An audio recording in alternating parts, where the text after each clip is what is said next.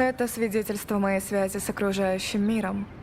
И теперь мой настоящий спутник, что свидетельствует о всем пережитом мною в этом путешествии.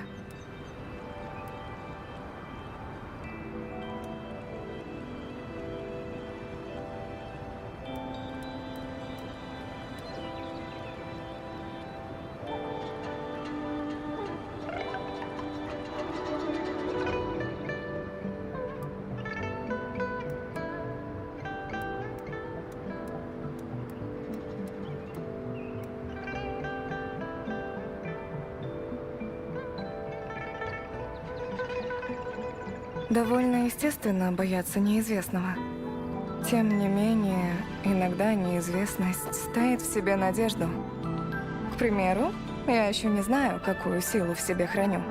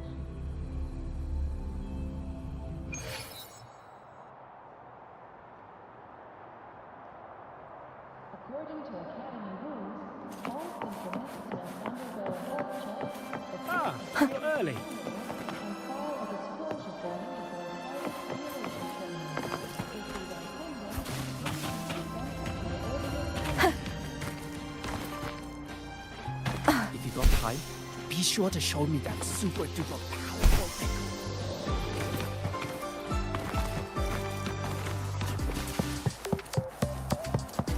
I'll not into sleep until you win. Budget overrun. Oh, is that Rebel College?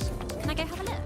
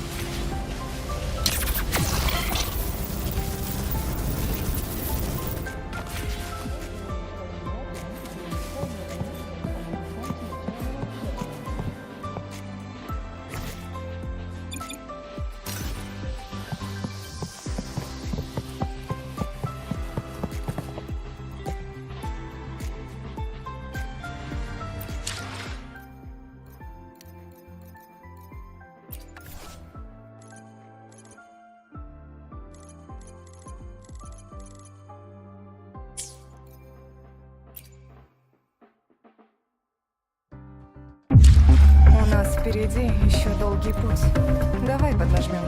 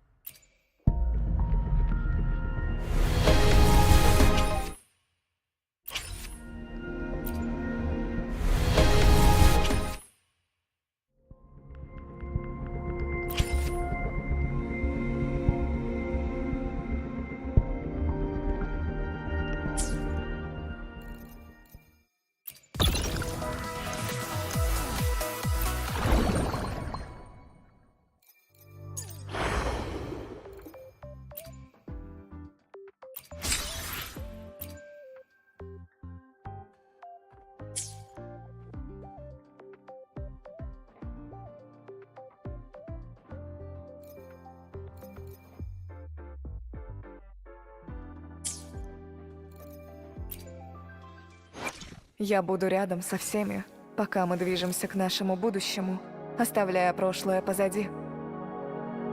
Достигнем дальних мест вместе.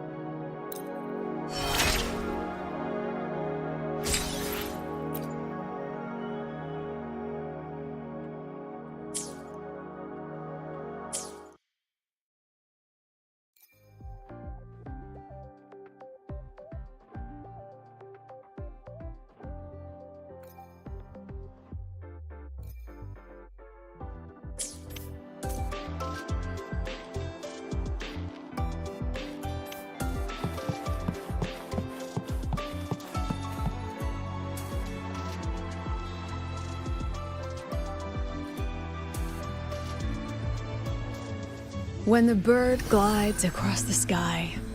That song I listened to during my insomnia last night. The Renaissance do have an exquisite taste in art, but this melody just keeps my mind going.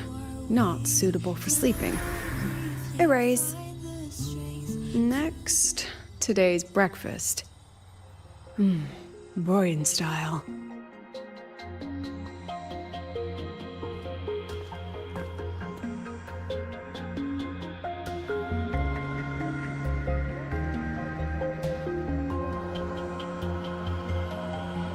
All trivial. Erase it too.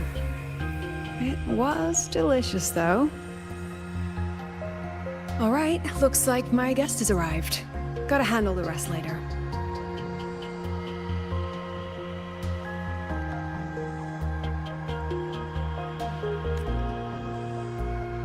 What?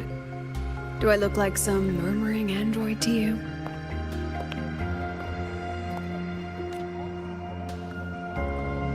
Sorry, President. Were you... Tuning memories. Curious about my forte?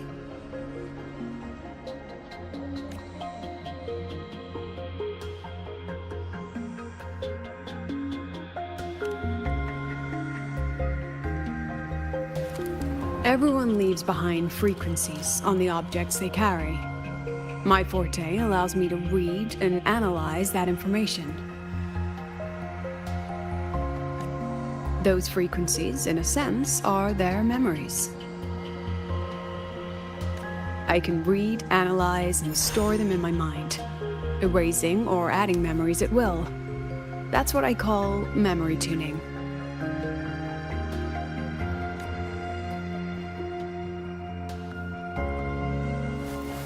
But the brain has limits, so I have to decide which memories to keep and which to discard.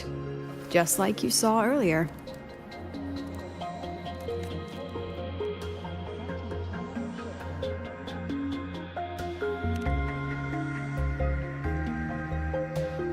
It's different from amnesia. With amnesia, memories might still return. But when I erase something through memory tuning, I erase the frequency entirely. There's no recovering it.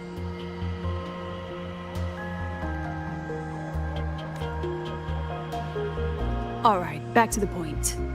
I told you all that because it ties into what I mentioned in the message earlier.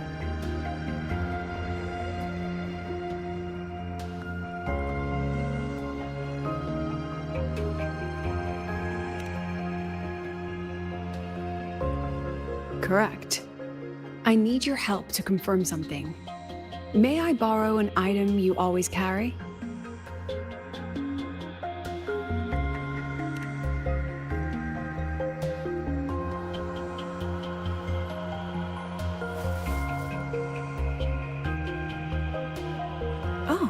You still have it. Perfect. Objects with personal meaning carry stronger frequencies. Rover, I'll need to ask you a few questions. Let's begin. I have a general picture now. At the end of the celebration, you and Sigrika entered the dark side to solve the final riddle, and encountered another Sigrika. And you realized she was fake when she said, "Should finding an answer really be so important?" You got it all right. Amazing how much you learned just from that single card. To me, your memories play like a film. I can pause and study them frame by frame. So, what happened after the fake Sigrika revealed herself? Then, there was a rabbit. I remember chasing it. The same one I saw right after entering the dark side. I see. Thank you, Rover. I think I've found what I needed. Remember when I said Mornier compared the frequencies and found that the rabbit was likely the root cause of the dark side anomaly?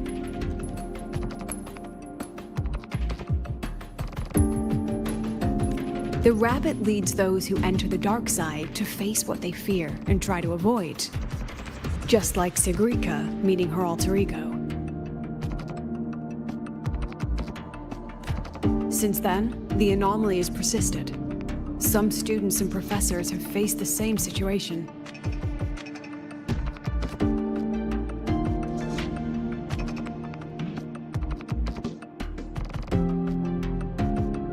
Given the Grand Architect's teaser for you and Dr. Luke, that rabbit should be one of the Fraxidus' little tricks in this game of theirs. They harmed my students and colleagues with such despicable means. As the president, I'll make sure they get a taste of their own medicine. That rabbit is their pawn, which means I can turn it against them. We'll lure it out, capture it, and remove the anomaly at its source. Then, using my forte, I can extract information about the Fraxidus from it. But mobilizing the Academy's resources might alert our enemies. I need some more personal aid. Someone I trust, who knows the dark side well. And that's you. Wonderful. Hearing that puts me at ease.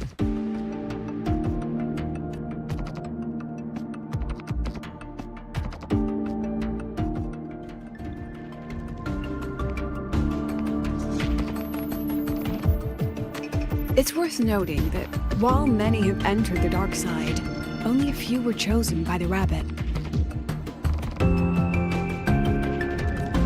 While the celebration incident was a Fraxidus scheme targeting you and Sigrika, the other victims might have followed a pattern that drew the rabbit.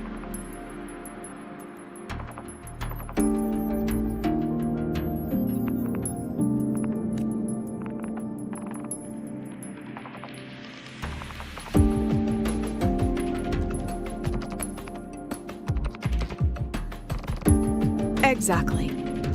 We need to find out what each of them did in the dark side and make comparisons. The common threads might be what attracted the rabbit. The Academy has already investigated the victims. Based on what we found, a few possible factors stand out. Like how long they stayed in the dark side, whether they entered with a strong purpose or desire, and whether they brought anything back.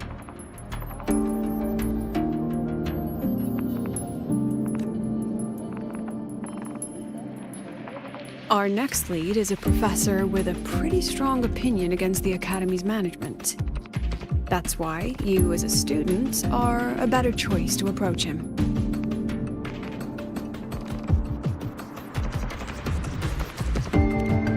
Not exactly. Some of his beliefs just don't align with the executive's ideas. Setting that aside, I'll support your investigation from the dark side. My forte will be essential to uncover what they experienced.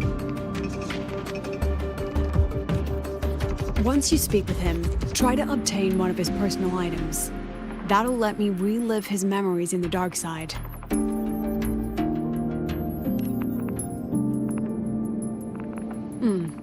Now, I've texted you the basic info on that victim.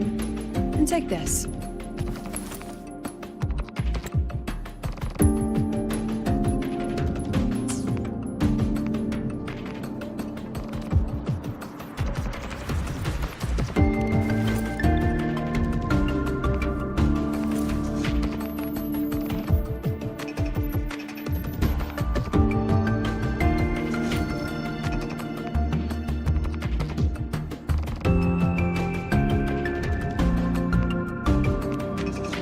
Underestimate this little mirror. It's actually a communicator. It's only natural for partners to have a private line, right? It's getting late. I'm already on my way to the dark side. The on-campus investigation is in your hands now. Oh, and check your phone. I've sent you a new message.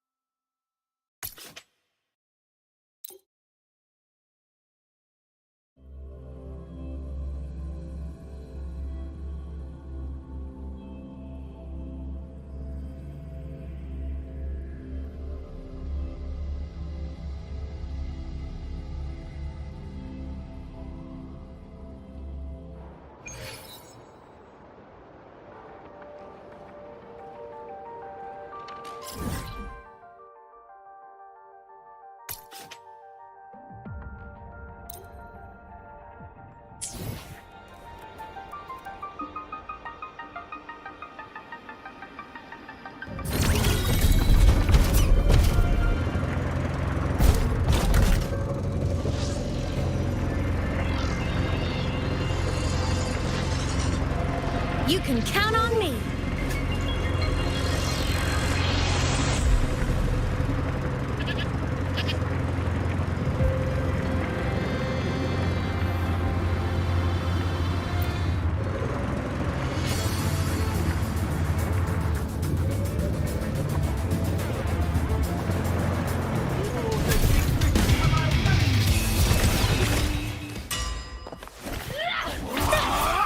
A minor hiccup.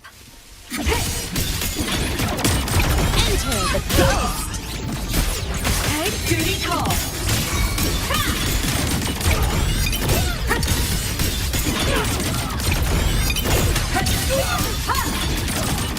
Light show of the finale. Fire! Order confirmed. Check out my digital camouflage.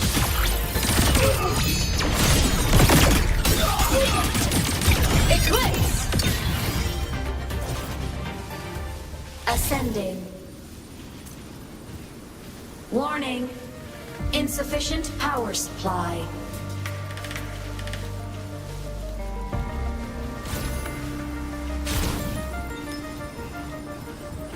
Ascending. Descending. Warning. Protection granted.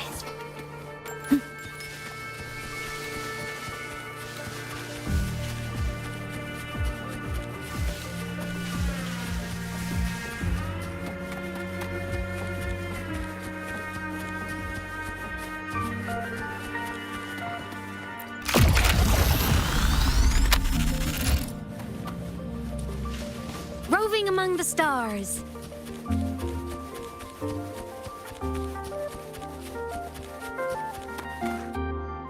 Ah!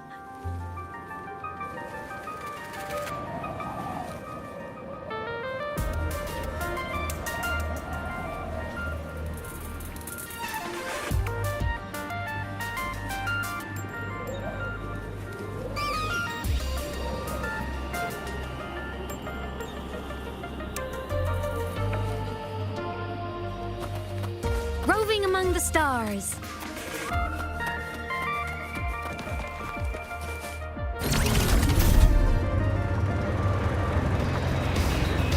You can count on me.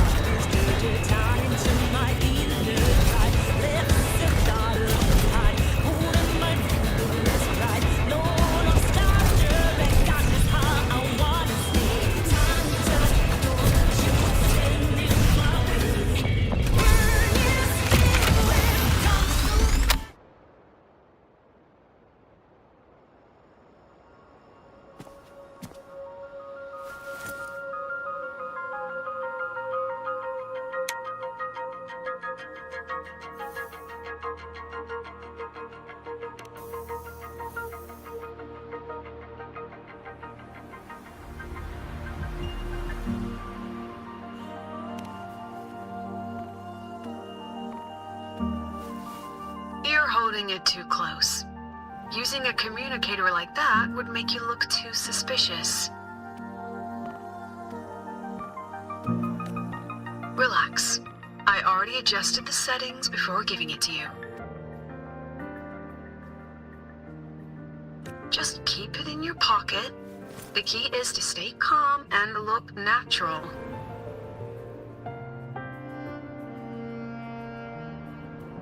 So, what does your receiver look like? Why not take a guess? We have a winner. Nice association.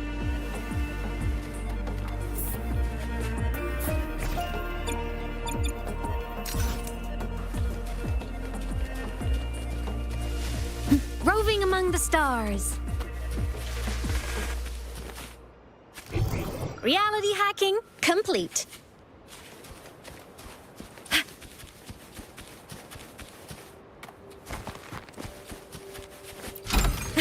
Lucky, lucky!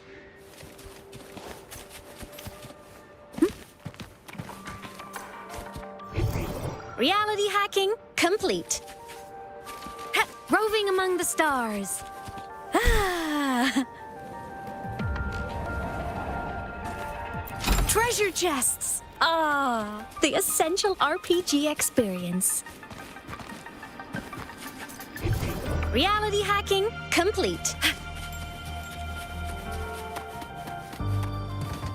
Don't mind if I take these?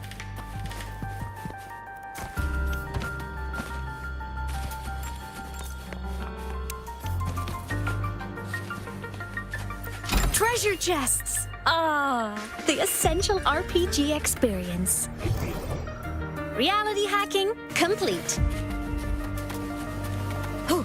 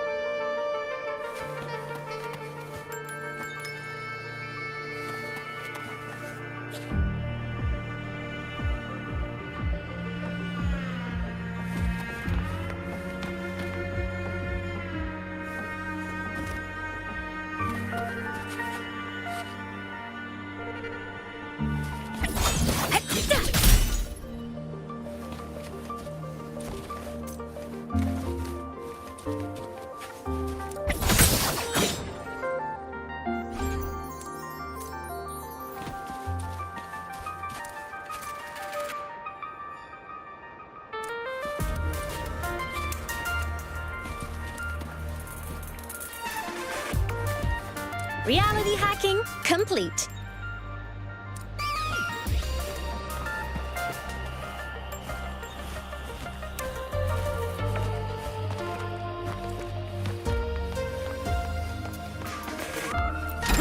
Lucky, lucky! Roving among the stars.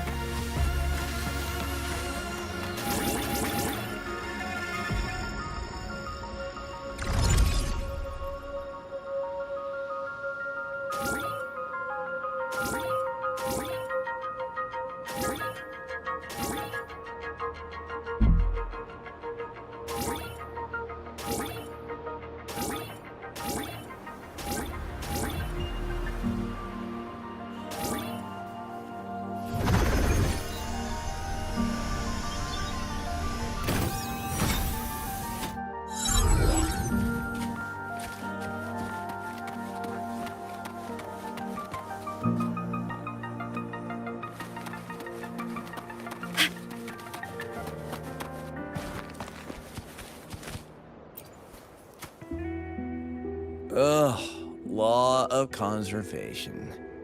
Then tell me, is the time between holidays and weekdays physically symmetric? Fridays turn into weekends, but when weekends pass, it takes 4 whole days for Friday to come again.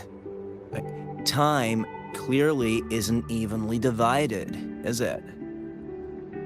Maybe when they invented weekdays and weekends, they didn't think about that law. You know, science is rarely accepted by the masses at first. Anyway, we should probably focus on the back-to-school exam. I heard President Lucilla wrote the questions. Now just imagine our pass rate.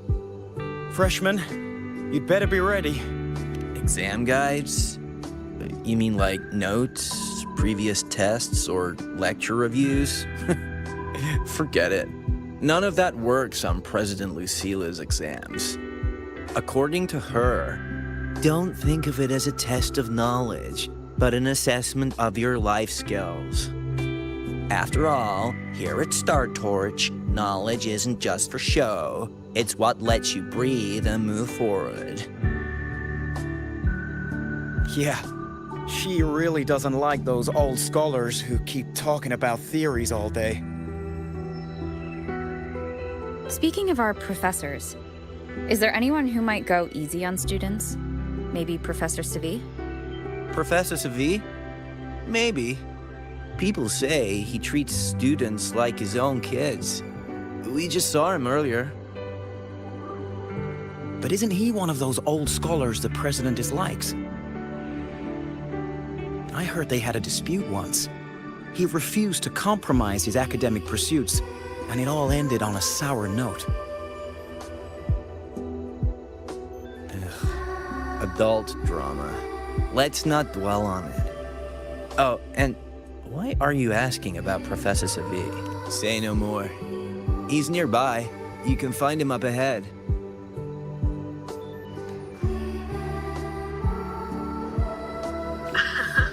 They remember it so clearly. Guess my speech on the opening ceremony wasn't a complete waste of time. Oh, no panic. I simply put together the professor's finest ideas for the exam questions, and added a little extra depth.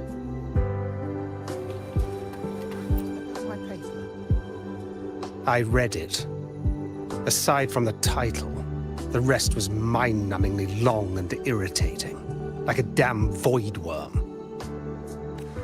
And don't you dare include my name in your acknowledgements. That'd be pure slander. That's all. A freshman. What is it? Well done. That voice, it's Professor Carl. You better answer him candidly. He's one of the tough nuts, just like Professor Savi. Savi? He's probably prepping instruments. The man seems to be trapped in his research lately. Ever since he got back from the dark side, he's been calling for its shutdown, saying no one should go in. Caused another big argument with the top brass. Why? Probably because of Lucilla and her merry band. They must have botched something and Savi caught wind of it. You're new, so you probably wouldn't know. Savi and I don't really see eye to eye with Lucilla. She's a fine teacher, but as the Academy's leader, hardly. If it's about scholarship, we have geniuses like Professor Mornier. If it's about leadership, we have investors with far more experience. And yet, she, an average resonator with no special expertise, is now carrying the Academy's future. Really? Forget it. Don't even know why I'm bringing this up with a student. Guess I've been bottling that up for too long.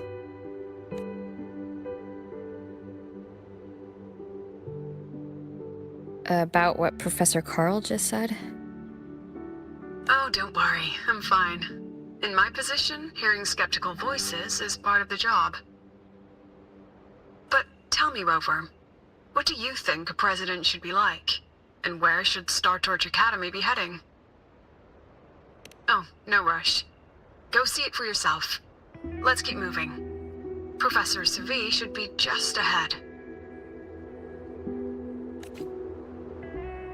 And one more thing. He is also a memory-type resonator. He can reproduce and project objects from his memories. To keep you focused, I'll stay quiet during your conversation.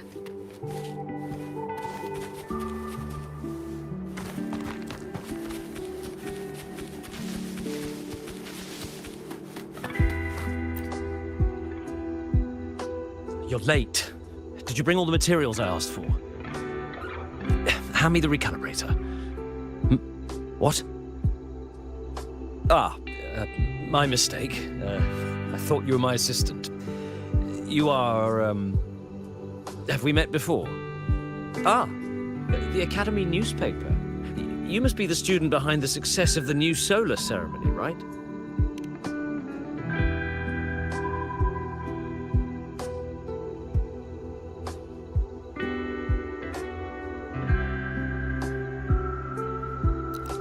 So, when the launch program for Helios bugged out, how did you manage to recalibrate the parameters? And what about the live drive data?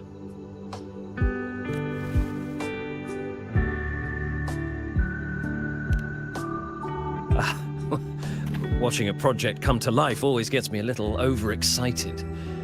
I helped with part of the launch mechanism myself.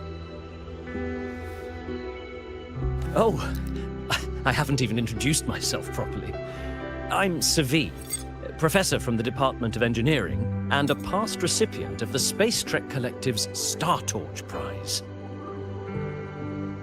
This prize hasn't been awarded in years due to the difficult situation. Oh, don't get me wrong, I'm not showing off.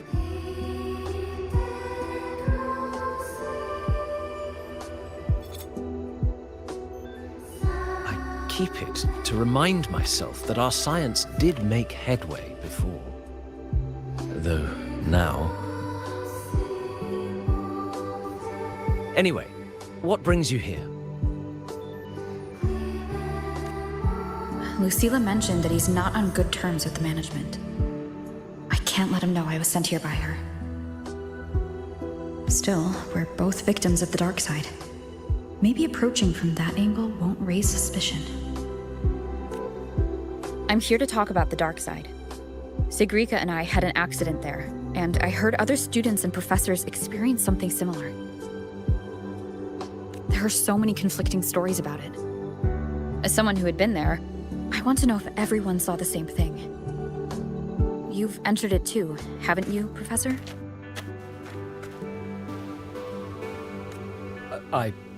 Before that, tell me, what did you see in there?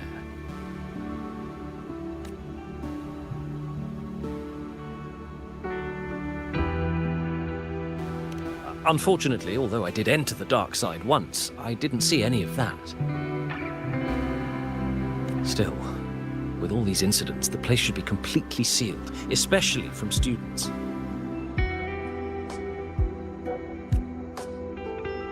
No, I have to prepare for an experiment. We can have more discussion next time. Oh, and,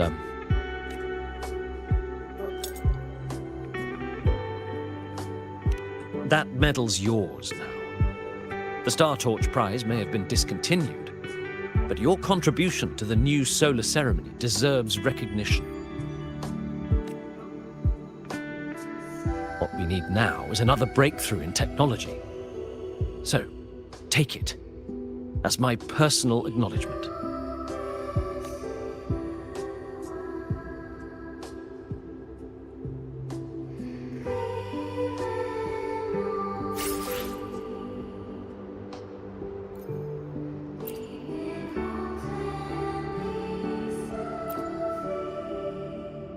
Yes, I've heard everything. Looks like Professor Savi didn't want to open up about what he saw in the dark side. Even so, that medal's a valuable lead. It's deeply connected to him. Please place the medal in front of the makeup mirror. I can't touch it myself, so I'll read and tune its frequency remotely. Excellent. Now, leave the rest to the adult.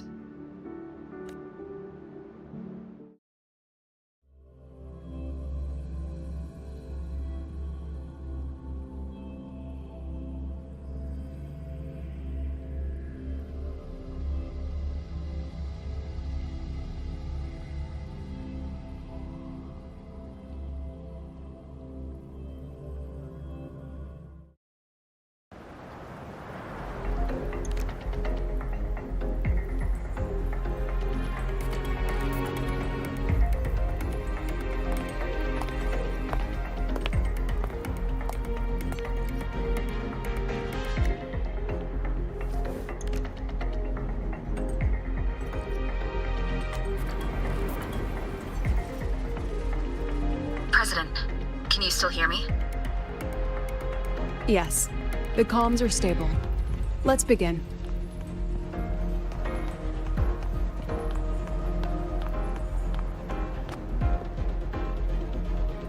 This is strange. I was setting up the room according to the riddle the Academy gave me, but now it's... Who changed the riddle? Who altered the scene? Could it be that rabbit the students keep mentioning? Either way, I should focus on restoring the room through memory projection. If a student gets misled and causes another accident, it'll be a real headache. So, this is Professor Savi's memory when he first entered the dark side. He stayed here quite a while and used his forte. From what we just saw, he was one of the staff involved in the new solar celebration. He came here to restore the scene that had been tampered with.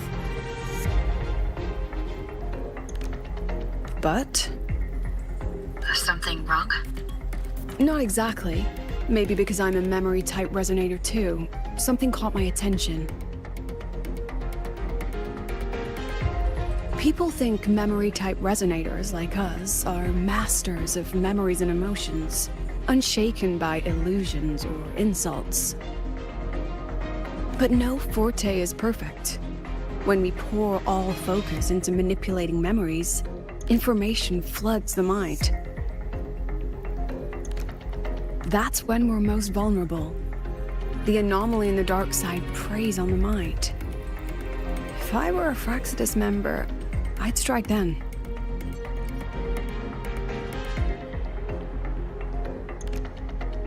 This projection won't hold for long. Let's move forward.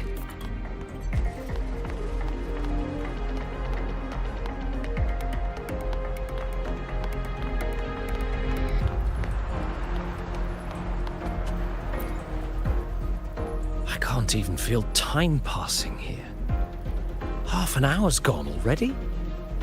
This one should go here. Wait, the rabbit.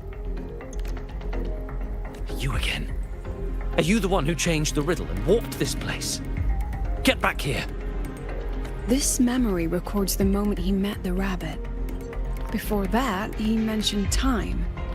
Could that be another key factor? Did the other victims have similar behaviors? Let's not jump to conclusions yet.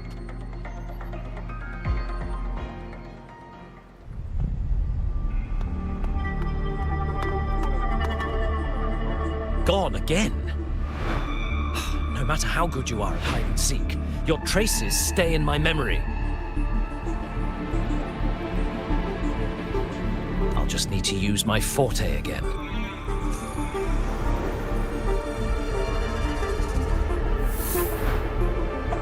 No use hiding. I know you're there.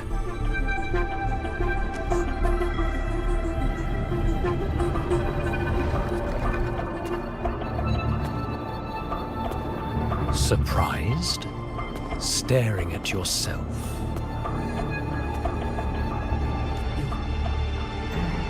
No. I know what this is. The dark side's a mirror. You're just my shadow. Ha! Even if I'm a shadow, so what? I'm still part of you. Afraid your shadow might know a few of your secrets. Secrets you've been running from. You're trapped, desperate for progress. Like that Huang Long researcher, who eventually threw everything away for the truth. Pascal Spectrum. That name rings a bell. I'm nothing like Pascal. Oh, you're right about that. You don't even have his courage to give it all up. That's why you're stuck here, like a lab rat running in circles. But what if I told you the answer you've been seeking is right here? Something about your current project. Go on. Take a look.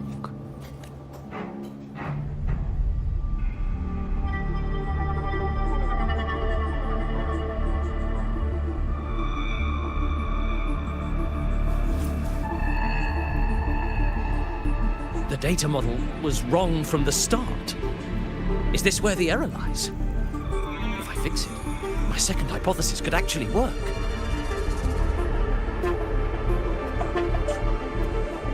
Then, based on the corrected model, the result should be... Wait. There's a formula missing. The first half matches my derivation perfectly. Where's the rest? Where's the other half of the formula?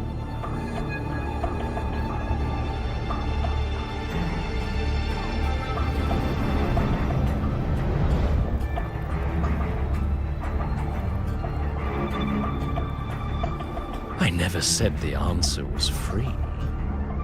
Let's make a fair trade. Offer something of equal value, and the answer's yours.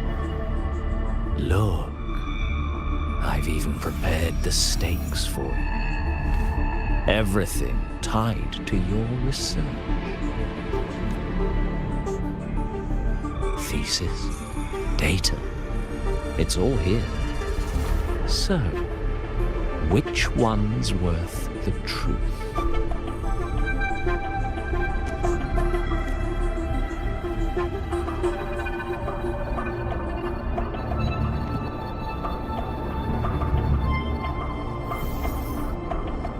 See? No weight at all. Your report's worthless. Try again.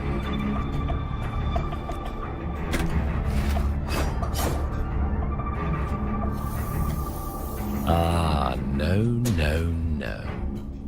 Far from enough. Is that the extent of your pride in knowledge? Why not wager everything?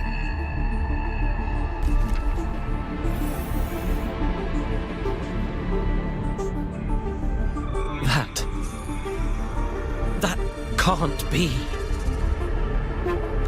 But it can. You've spent all your chips. What else do you have left to trade?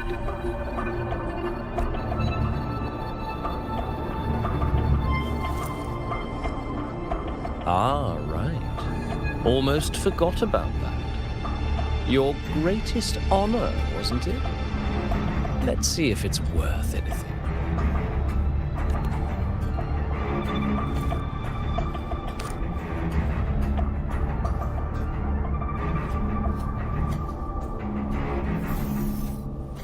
Look at that. You've given everything, and yet you still can't trade for a single answer. Or maybe the scale is the answer. The so-called scientific pursuit at Lahai Roy contributes nothing to the advance of human civilization. And of course, it can't change what sleeps beneath Lahai Roy. You know exactly what I mean.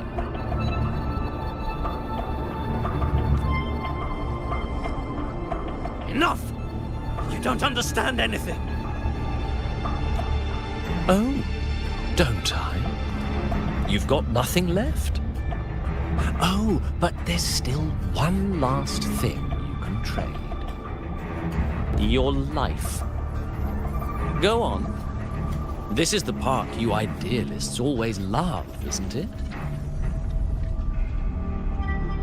I told you, you don't understand. You're just preying on desperate seekers of truth. I won't let anyone else enter this room.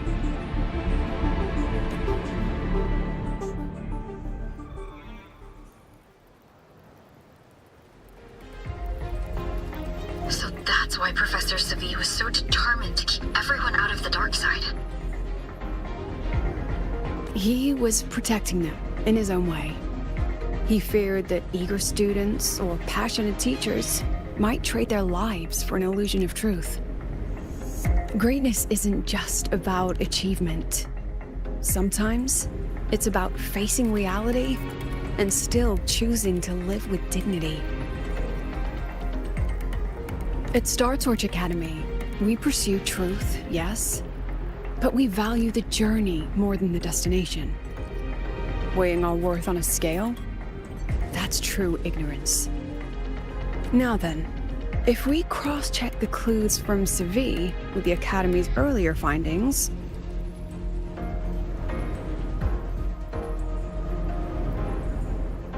you're saying it's drawn to one's vulnerability.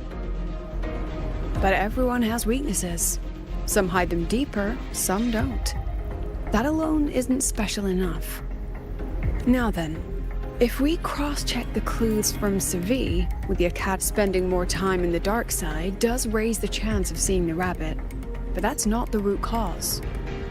Now then, if we cross-check the clues from Seville, you're half right. The key isn't the forte itself, it's what it acts upon. Remember? Professor Seville used his forte to restore the scene, and other student victims used theirs to take something from the dark side. In both cases, they influenced the space itself. That's the real link.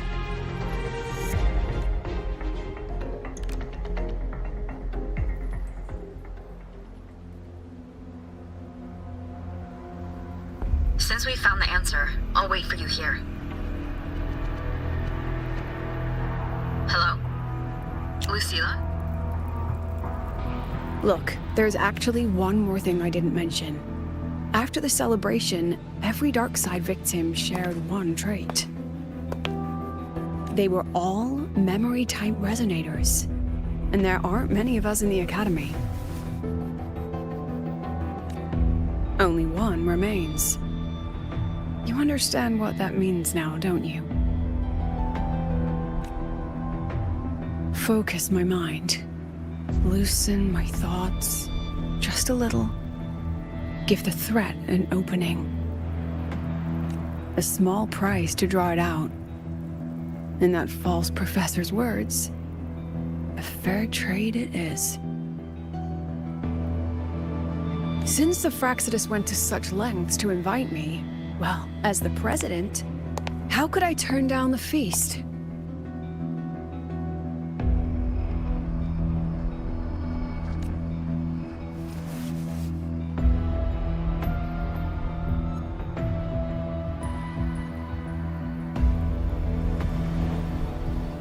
That student, you seem to trust her quite a lot. Mm-hmm.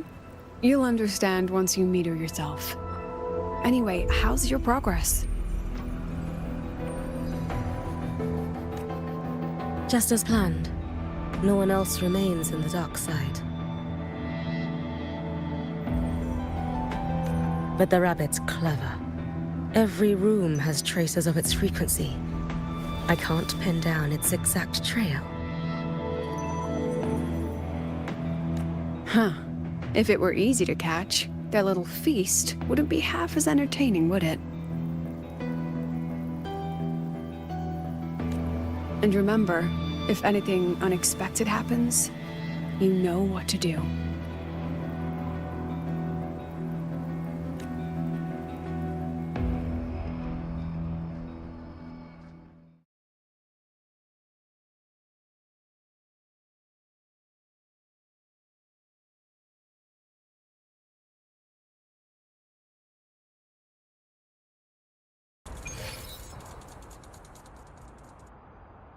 Since the Fraxidus went to such lengths to invite me, well, as the president, how could I turn down the feast?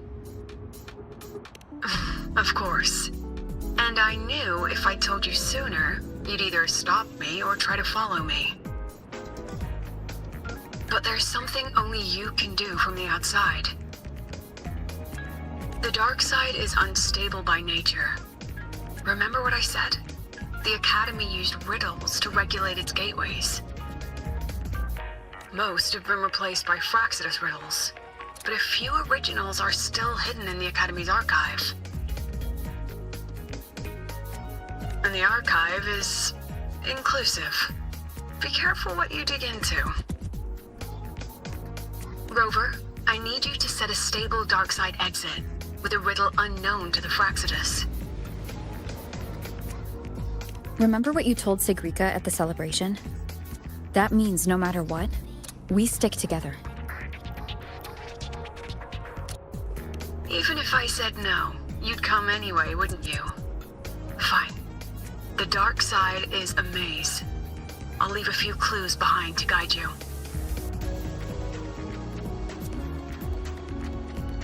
But if anything goes wrong, promise me, you'll get out immediately.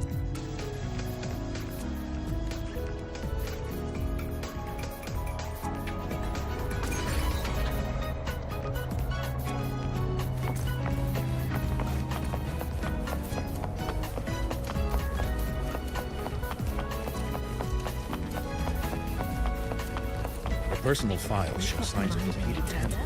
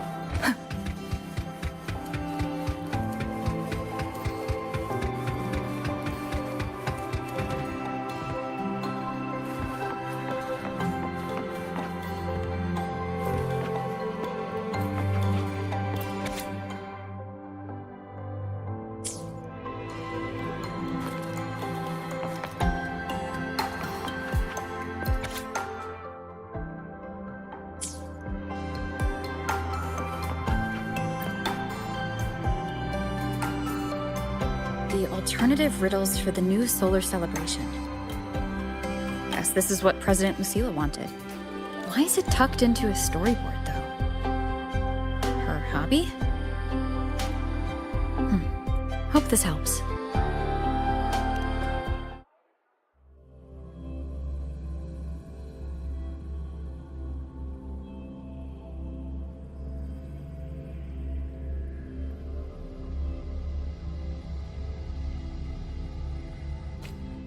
You're here. This way. If I follow this path, it should lead me to the president.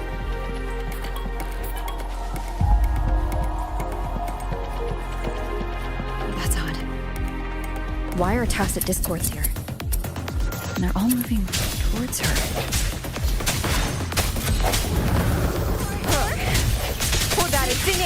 Yes! Just like that! Huh.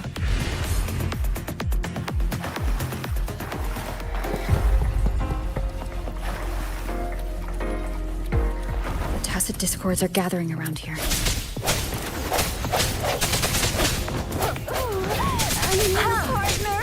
Надеюсь, это поможет.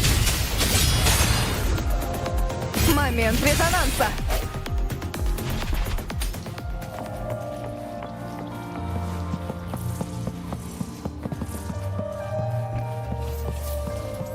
This is...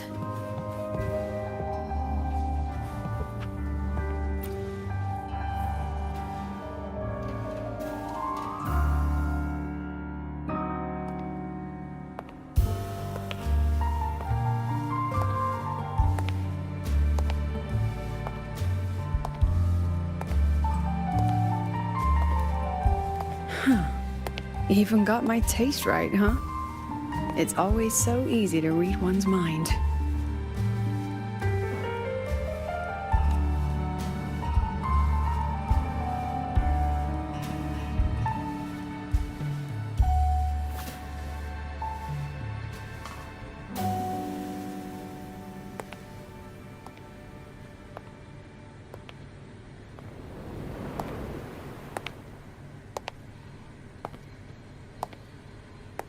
Tragic Life of Lucilla.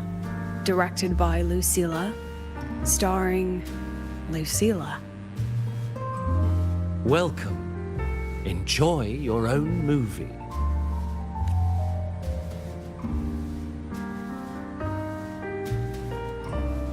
Using my name and slapping on a title that lame?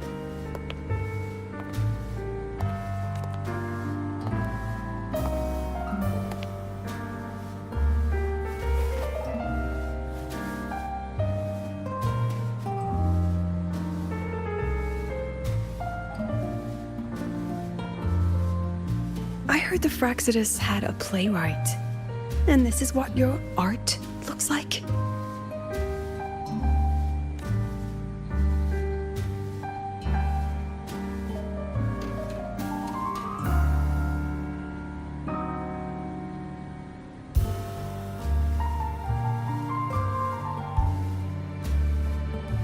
This is the story of a girl who discovered she could read memories when she started to grow up. Before she could fully develop her self-knowledge, she absorbed too many memories that weren't her own, until she lost who she was.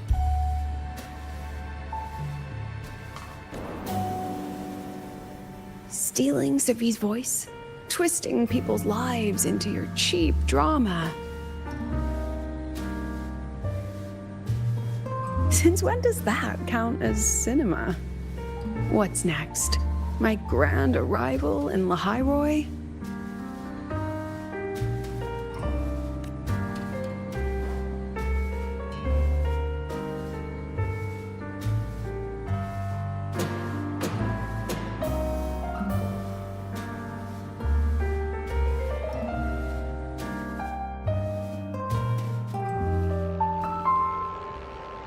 How ironic. The girl who built her life on her memory gift walks into an institute buried beneath the Frostlands and becomes its leader. A flock of lambs chasing the future crowns a shepherd who can only record the past. What can she offer them? Drown in the relics of humanity's golden age? Or lead the innocent straight into the abyss?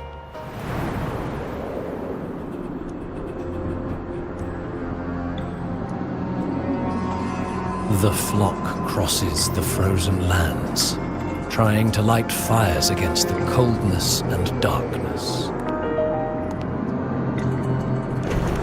Some burn clothes, some burn books, some even burn themselves.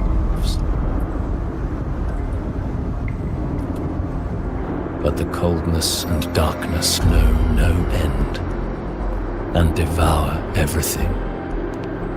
In the end, nothing remains, only silence.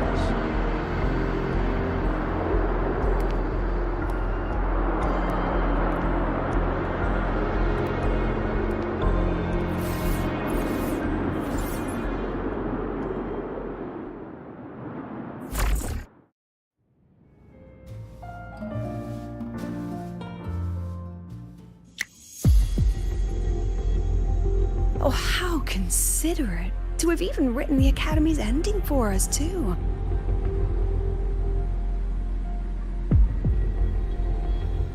If this ever hit theaters, I'd fast forward it tenfold just to end the agony. The title really tells it. Utterly tasteless.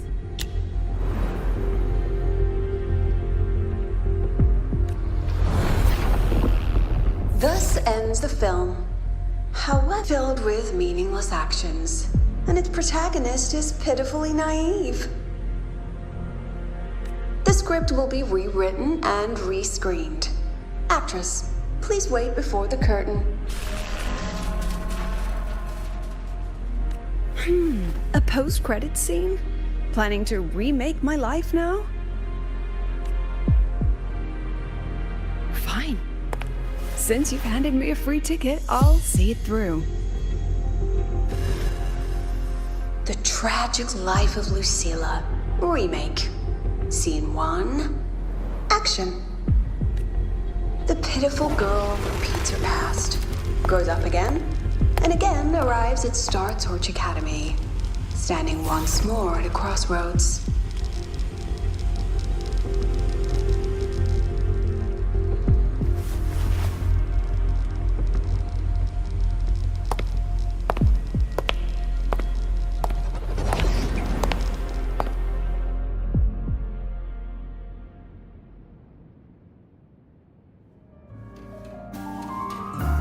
Now, I'll announce the results of the Star Torch Academy presidential election.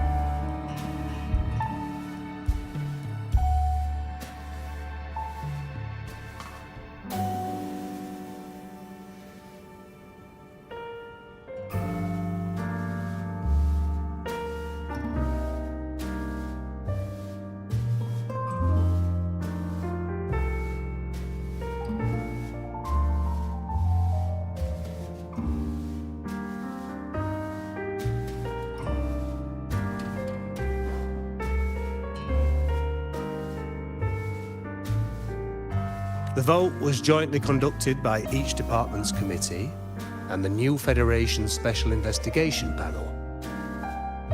Professor Lucilla, congratulations. You've been elected as the new president of Star Torch Academy. Well then, President Lucilla, care to say a few words?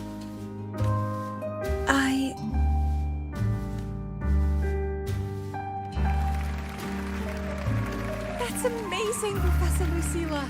Oh. Thank you for your trust, but I don't intend to accept. Compared to others at the Academy, don't you think I'm a bit too ordinary? I have no major academic achievements, nor administrative experience. Honestly, sometimes I even feel small standing among all of you. Making a nobody the shepherd is dangerous for everyone, isn't it? So, please understand my choice. I'm content following at the back of the flock. I request a new election. Quiet, quiet! Everyone please be seated. Professor Lucilla, have you really made up your mind? Isn't this a bit hasty? At least she knows her place. Let's just set a new election. Look, Professor Lucilla's here.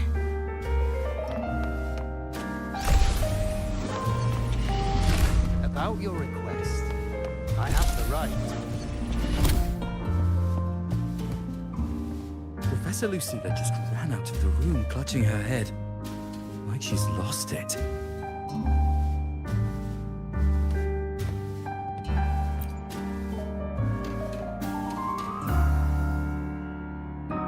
How long has she been locking herself in there?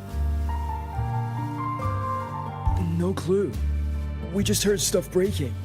And someone crying. Could it be she's having another episode? The madness caused by memory confusion.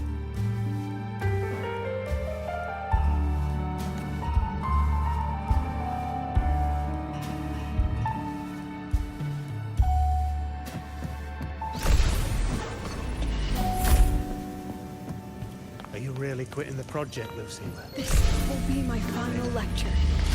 I've already filed to close the course next week. She said nothing. Deep down, she'd already accepted her own mediocrity and stopped moving forward. The girl who once forced herself to stand tall now teeters on the edge. Her curtains about to fall.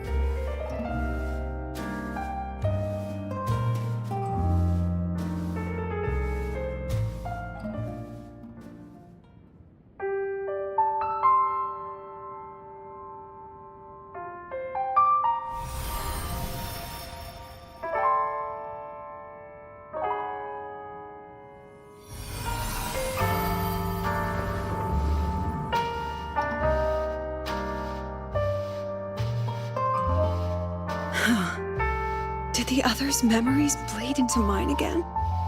How long was I out? The meeting's already over.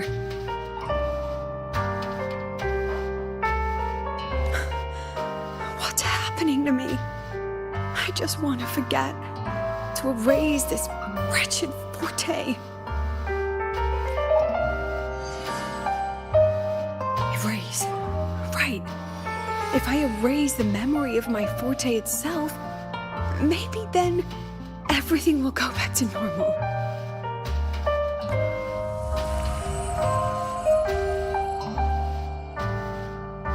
I'm done with all of it. She abandoned her title, her right to explore, and now even her own forte.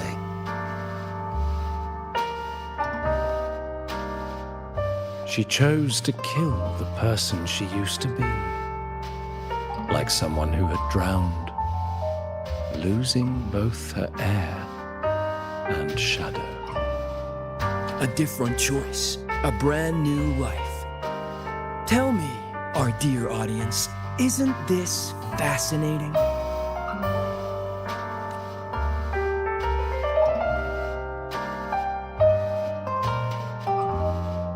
If everything's destined to fade away, why not just wait it out? Enjoy the last bit of pleasure and revel in the beautiful memories before the end. After all, fleeting joy feels far more real than some unreachable truth.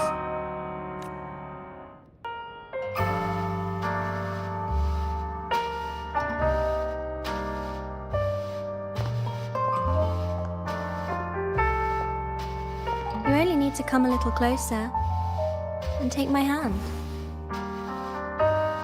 Our lives can trade places. No more pain, only warmth and bliss. The curtain's about to fall, and the choice is yours.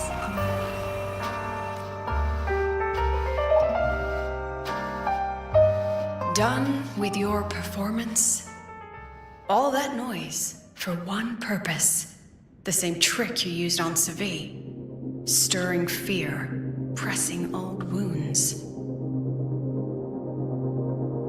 Let me guess what you're after. Targeting Sigriko is just a diversion. You wanted the Academy to intervene. Next, the memory-type resonator is affected in the dark side. And you knew I'd see it. That was your invitation. So this little play, it was meant for me and all the memory-type resonators. You're afraid of something in us, aren't you? Something that threatens your grand scheme. You put on quite a hilarious show, I'll give you that. But you came to the wrong audience. You can ramble about pasts and futures all you like, but I only focus on the present.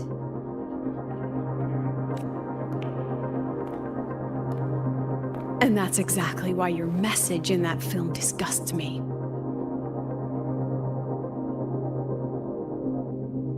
I don't deny the doubt, the struggle, or the pain we face in our search. Every soul in Star Torch Academy has endured those. But the weight of civilization demands shoulders to bear it. And we, right from the beginning, are a flock, walking willingly toward our own end. If the campfire's dying out, then these lambs you mock will burn themselves, just to walk one more mile before the final breath. No glory sought, no remembrance needed. We'll lie down here, leaving not a trace.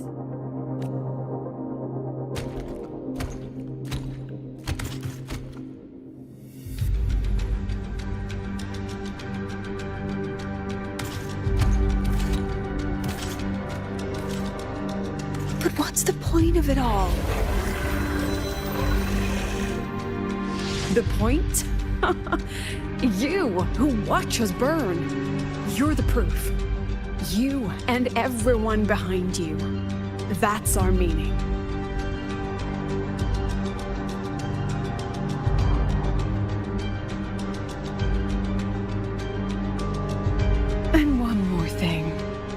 Whether I deserve to be the president? That's not for your cheap words or your lousy films to decide. If you're so desperate to tear me down, that only proves I'm doing something right. Tell me, who's the real desperate one here?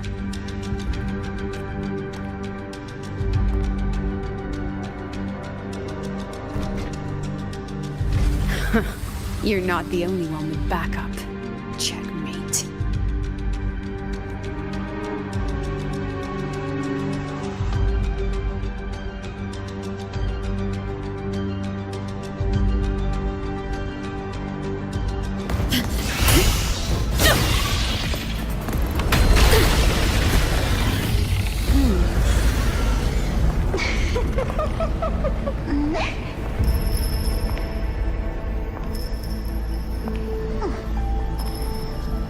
You're here.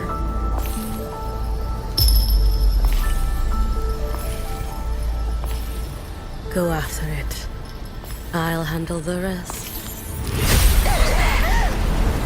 Come on, we've still got work to do.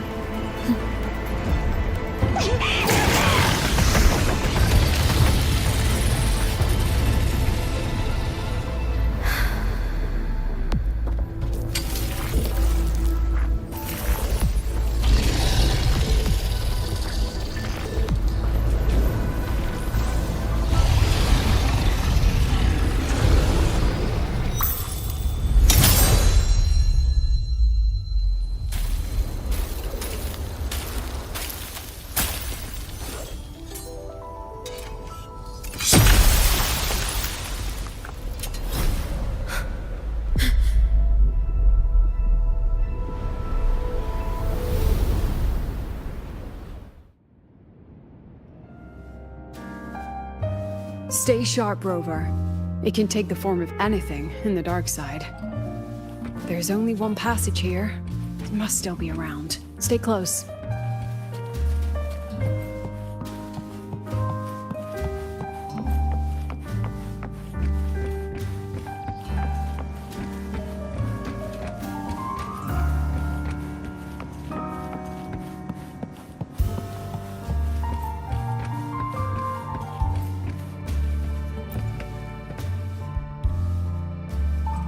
No sign of it here either.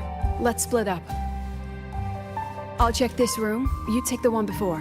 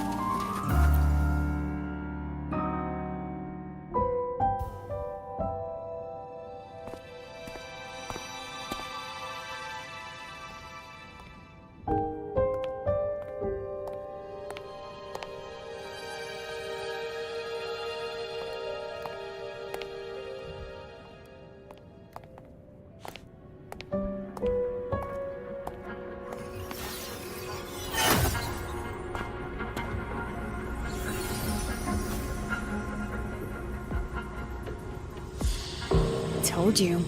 It's checkmate this time.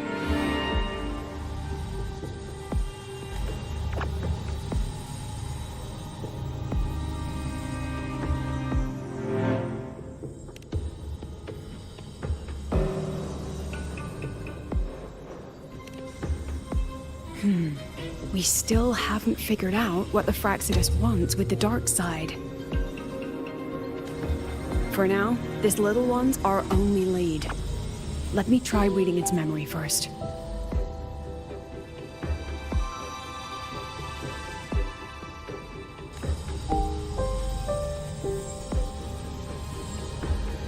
Oh, looks like I don't even need to use my forte. I suppose this counts as our first proper meeting, Madame Lucilla. Proper meeting? You're talking to me through a rabbit from your little hideout.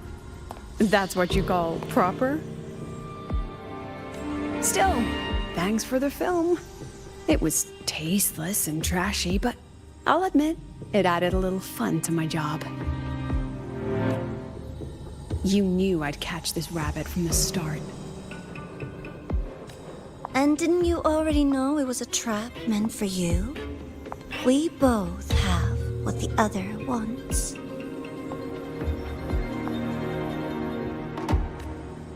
What are you trying to do in the Highroy? As an educator, you of all people should know better. Finding the answer is the asker's job, you know?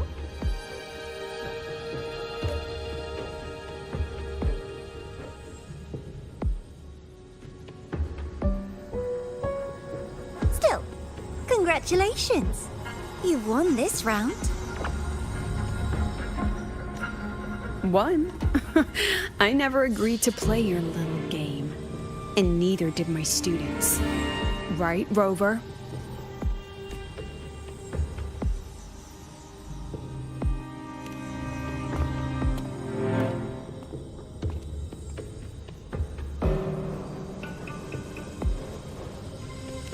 Flattering myself? That hurts. I worked very hard setting up those trials for you. If you didn't enjoy them, don't worry. There'll be a next round. And I promise it'll be far more thrilling. Because next time, we'll be betting on the very fate of La Roy. Will it go boom and vanish? Or will the flames of Star Torch keep burning?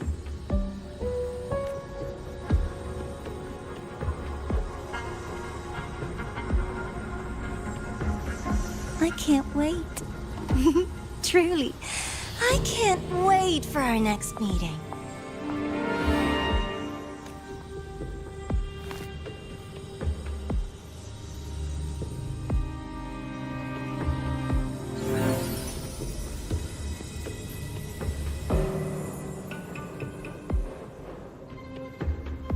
Next meeting.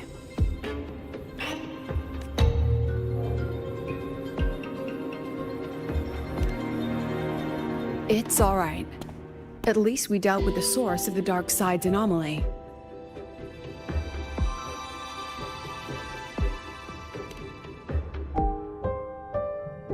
I know you've got many questions, but let's get out of here first.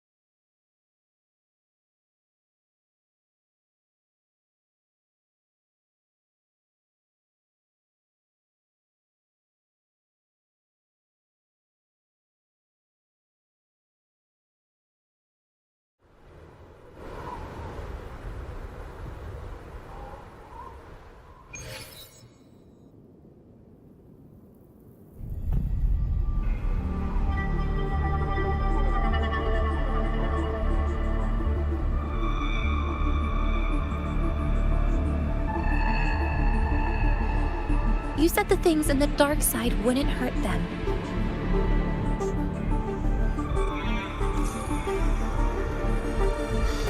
Didn't I do what you asked?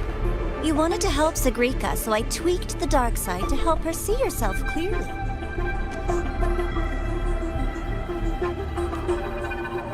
Besides, no one got hurt, right? Your friend, your teacher, and Rover. I should thank you, actually. You helped me finish an experiment.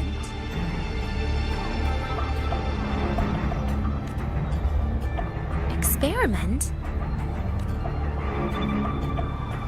The opposite of the void. How far can memory-type resonators go before its power consumes them? And what other tricks is this petty academy hiding? A Miko wielding a sword?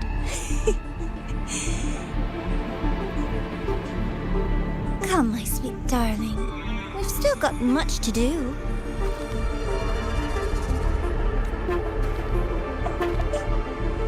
What about the rabbit? Isn't it your pet? We don't keep trash, we dump it.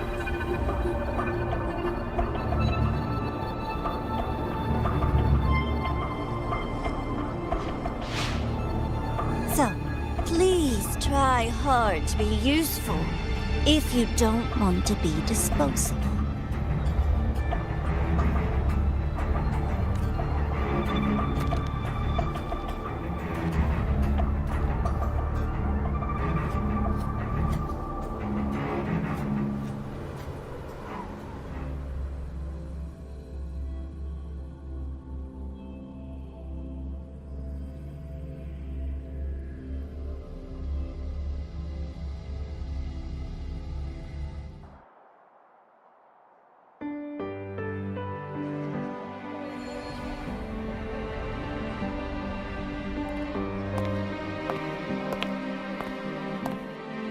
Sorry, Rover.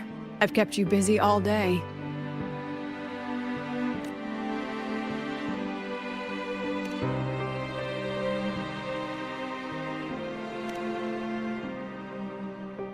From the moment you came to me, you already knew this was a trap set by the Fraxidus. Yet you planned to walk right into it. All in a day's work for your president. Besides, it worked out pretty well, don't you think?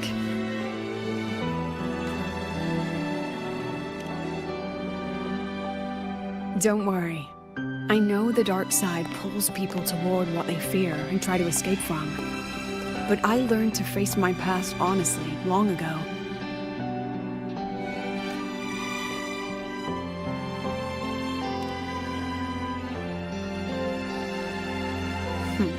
You want to know? Didn't you say you wanted to introduce a new course? Star Torch guidelines from strangers to confidants? Students and teachers should get to know each other, right? Maybe this counts as our first class. I really set myself up for that one. Well, before I turned 20, I couldn't tell which memories were mine and which belonged to the ones I had read. As I absorbed more and more of them, I saw too many births and deaths. I started to feel how small and ignorant I really was. That's exactly what the dark side preyed on. It then recreated the predicament I once lived through. The Fraxidus was questioning me, the representative of Star Torch Academy. When the future offers no answers, and existence itself is destined to fade, can anything we do in our brief and ignorant lives truly matter? As a student of Star Torch Academy, what do you think, Rover?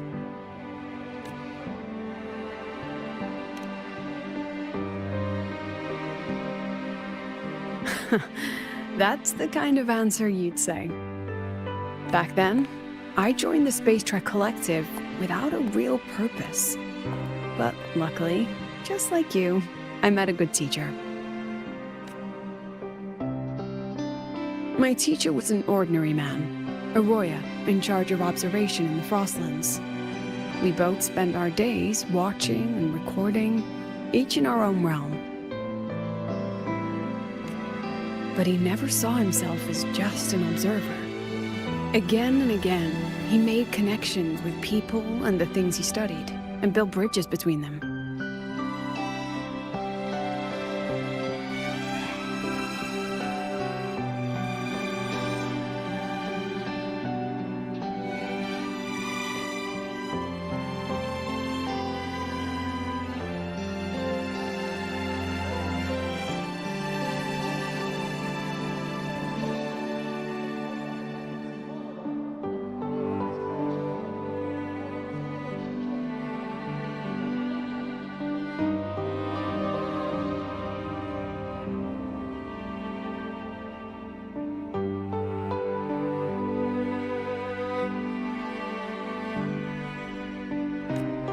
It was like how we draw lines between the stars now.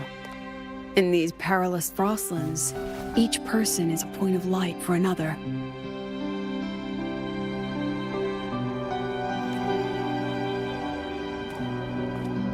Maybe I used to stand too high, never stooping to feel the emotions in those memories. The ones that needed time to settle for an ordinary person. When I revisited the memories I once read, I realized they all shared one thing in common. Everyone spends their whole life searching for answers. And it's those very answers that give meaning to our journey toward the future, even if we might find nothing in the end.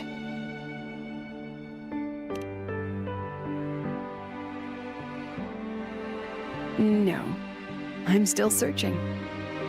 In that sense, I'm the same as all of you, just another student on the path.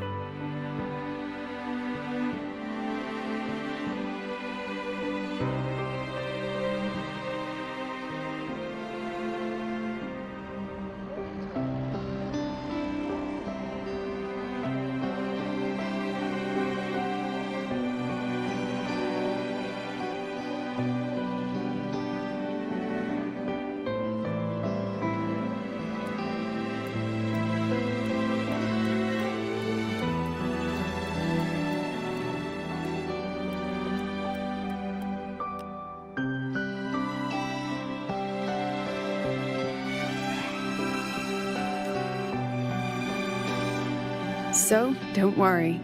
Until I find it, the Fraxidus won't be able to shape me. Also, about that Miko lady you're curious about.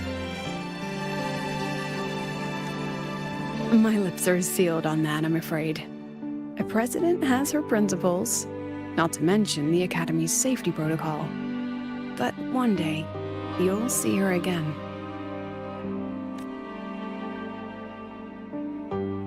Anyway, I still have to write a full report on the dark side. Leave the rest to the adults now. It's getting late, Rover. I'll see you in class.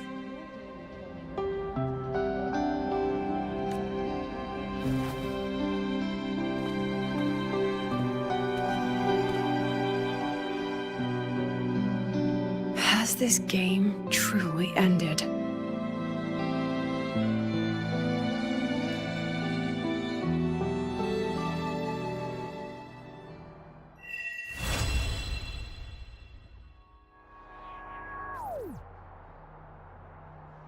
According to Academy rules, all people...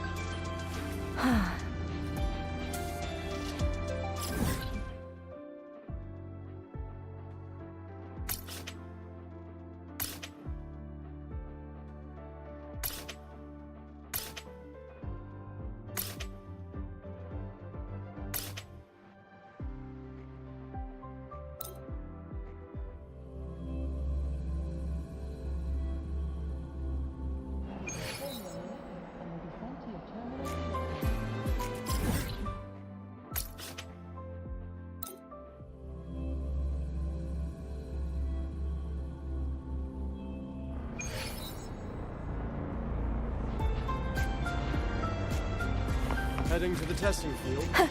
Be careful.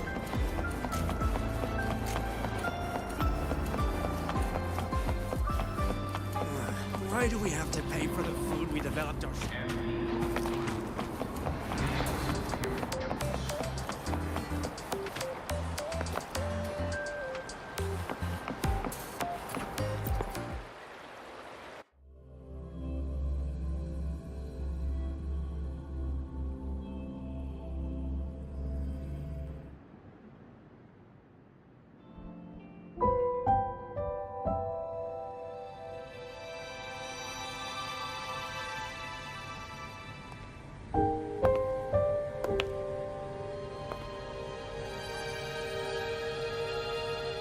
It's just the two of us now. No need for all the formality, Hiyuki.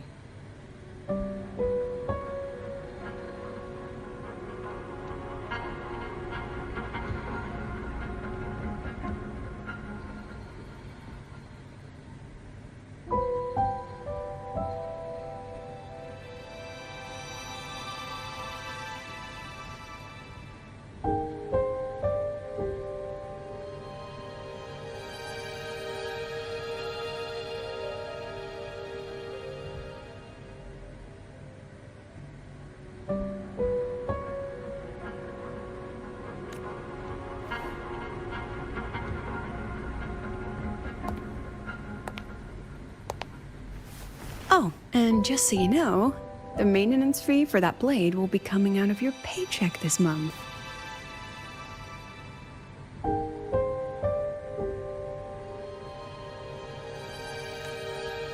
Which blade?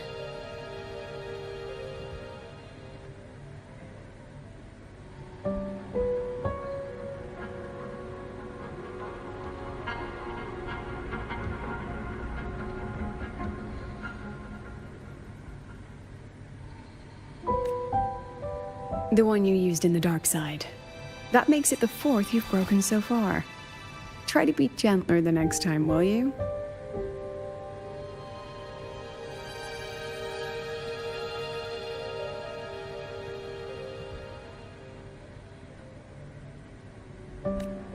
Sure. What about my own sword?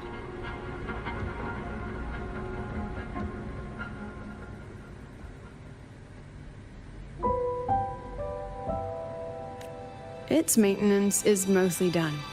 Don't worry, you'll have it back soon. Want to try one? It's pretty popular among the students. Not hungry. Candy's supposed to be eaten when you're not hungry. That's what makes it taste good. Go on, try it.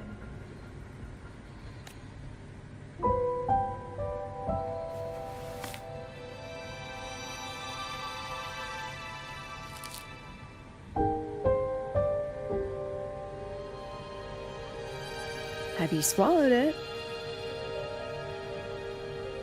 Mm-hmm. A bit sour, and my tongue's tingling. Not my favorite. Huh. No reaction at all. That's odd. When Sigrika and the others ate theirs, they... What? You're no fun. She saw me. Does that affect your plan? It's fine. The Fraxidus didn't just set the trap for me. It was meant to draw you out as well.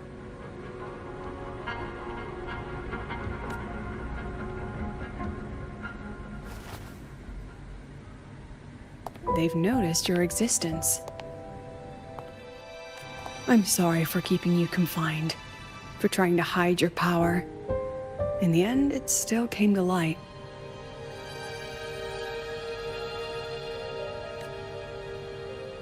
We both knew this day would come sooner or later.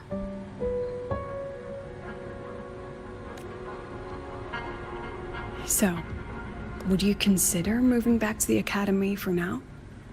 If anything happens, you can respond right away. The Fraxidus went to great lengths to tamper with the dark side, but it poses a little actual threat to the academy.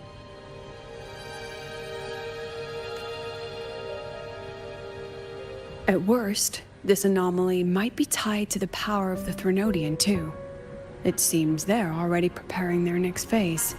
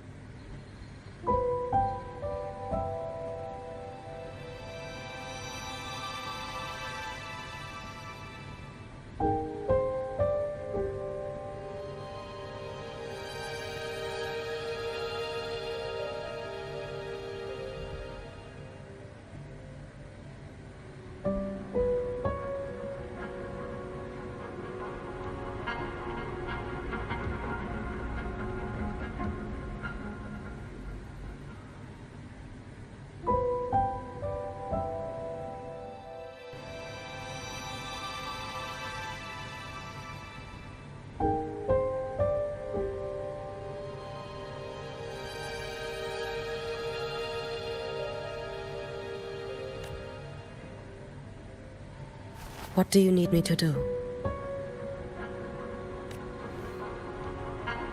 Now's not the time. You should know that the Space Trek Collective was built atop the Threnodian. That's why we've prepared countless contingency plans.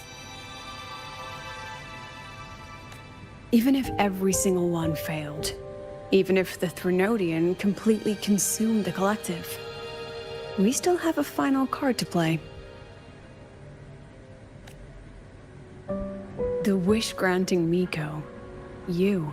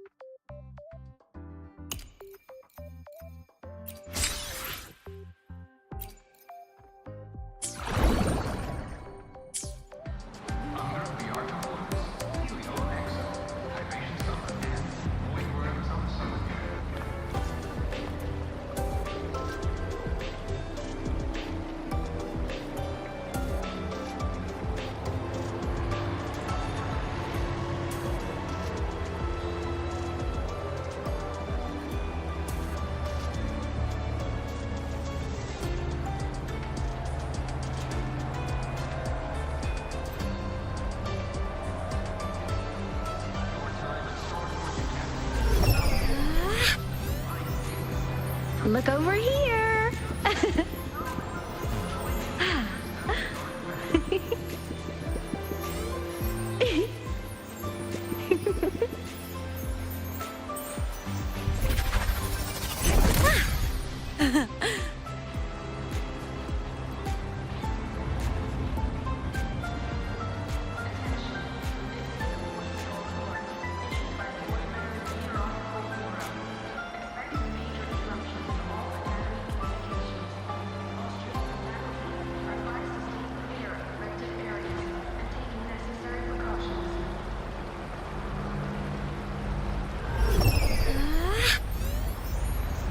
Look over here.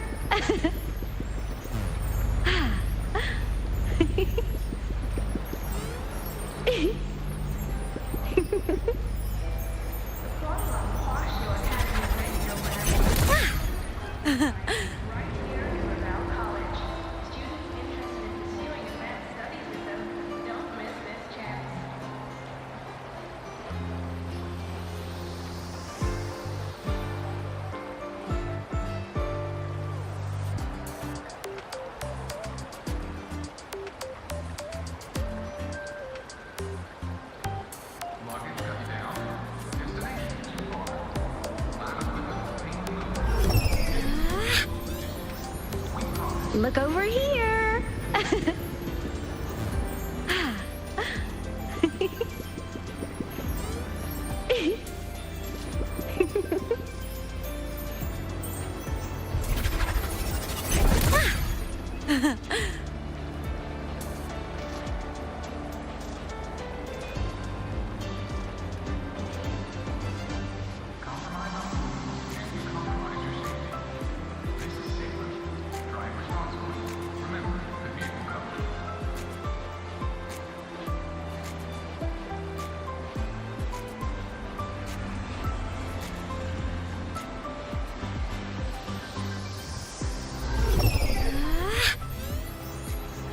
Look over here.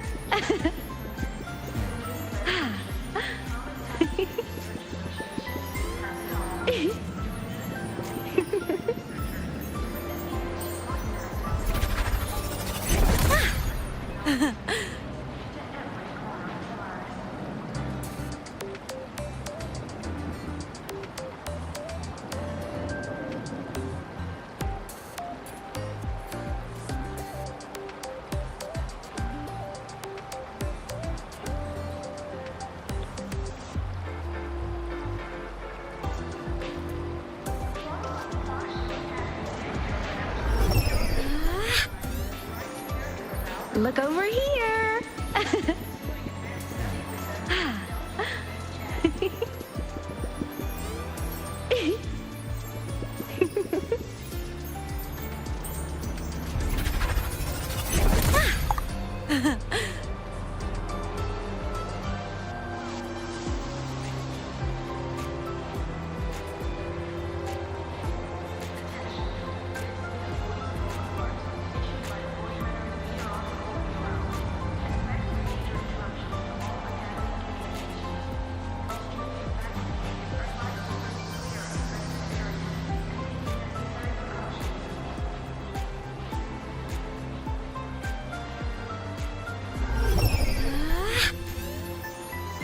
Look over here.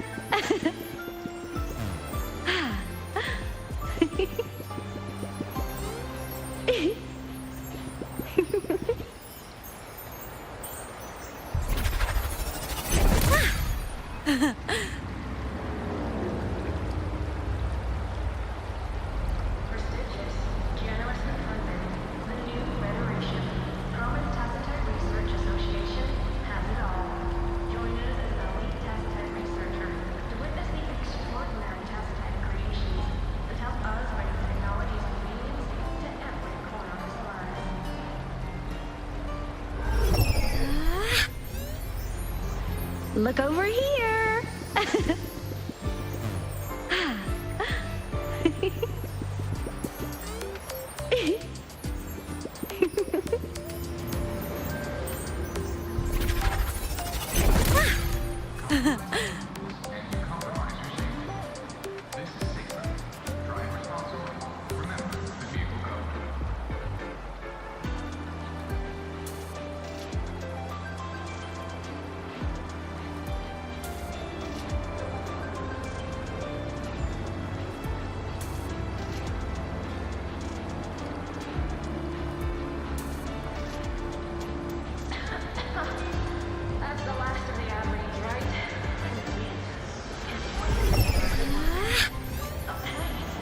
Look over here.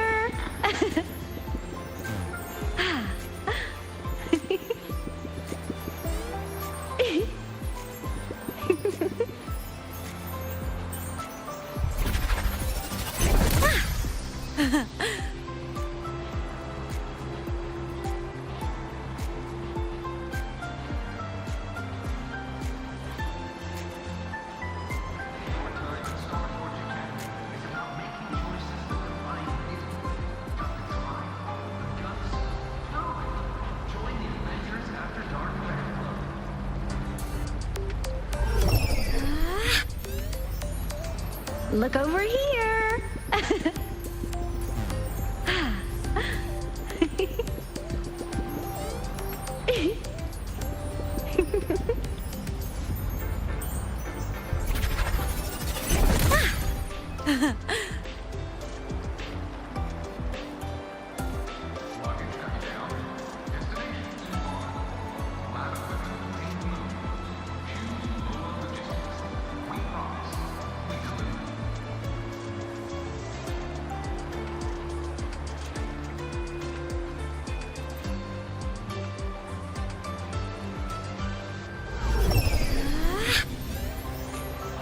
Look over here.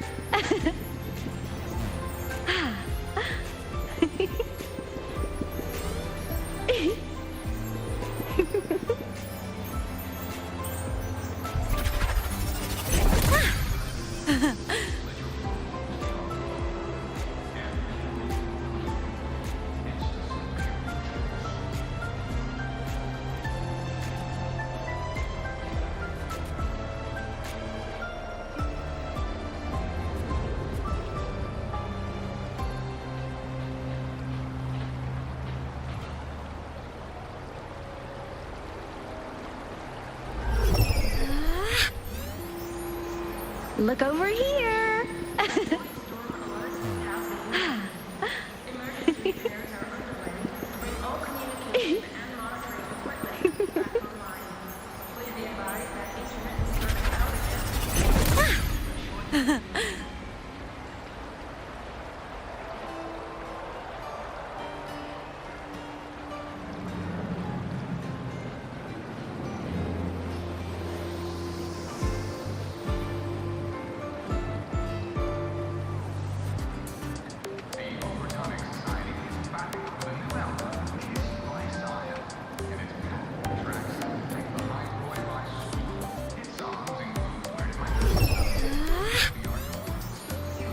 Look over here.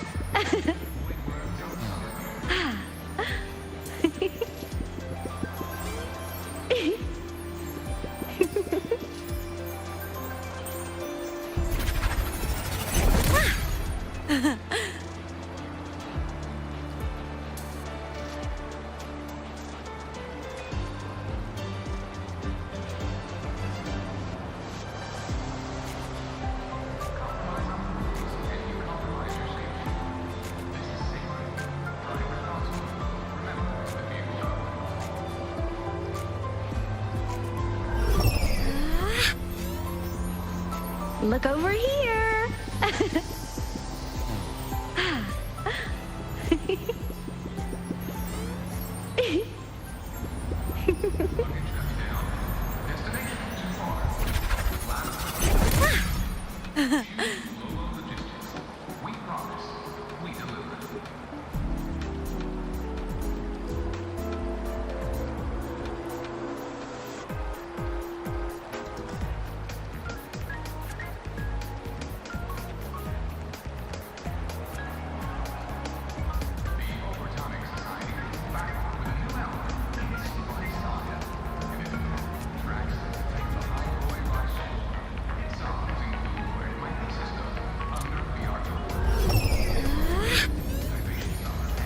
Look over here.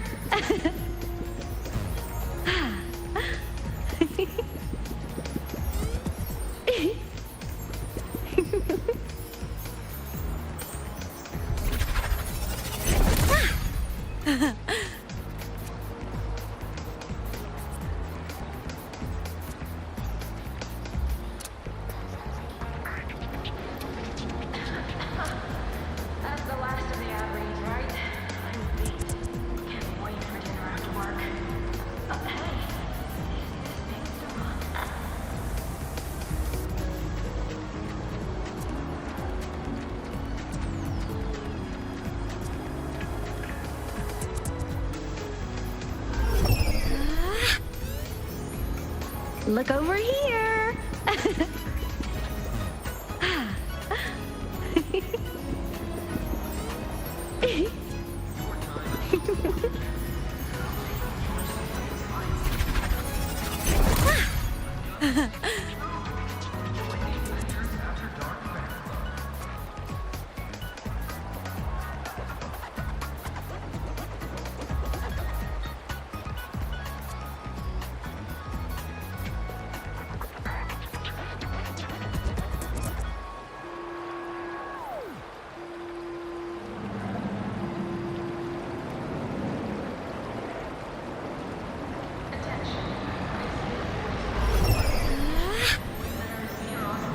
Look over here.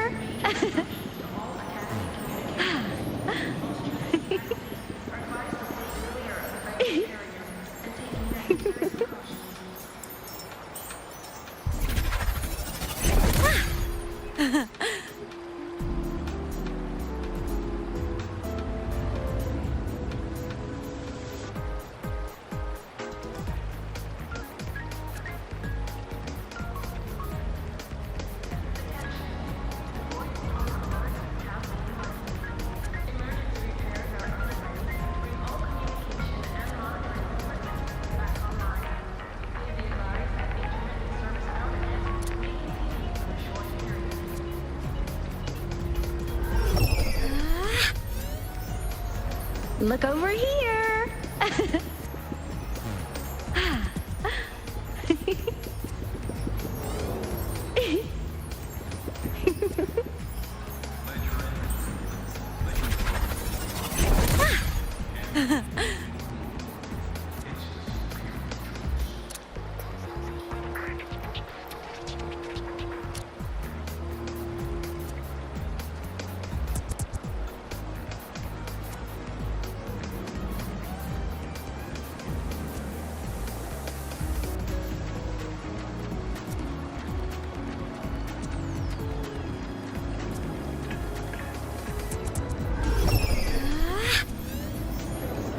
Look over here.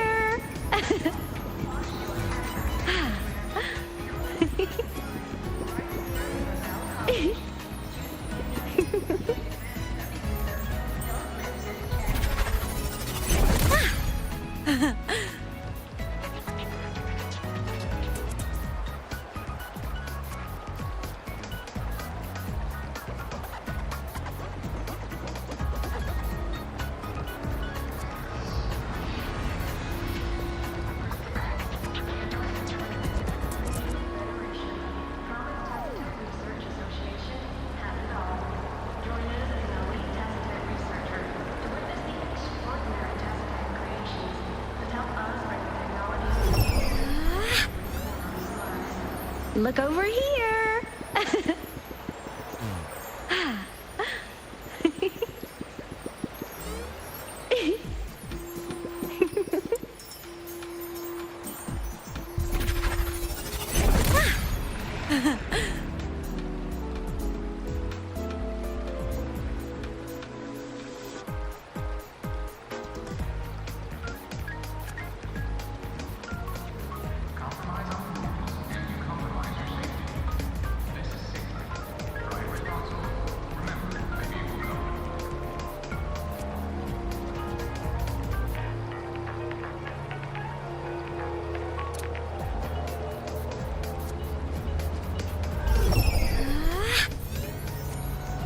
Look over here.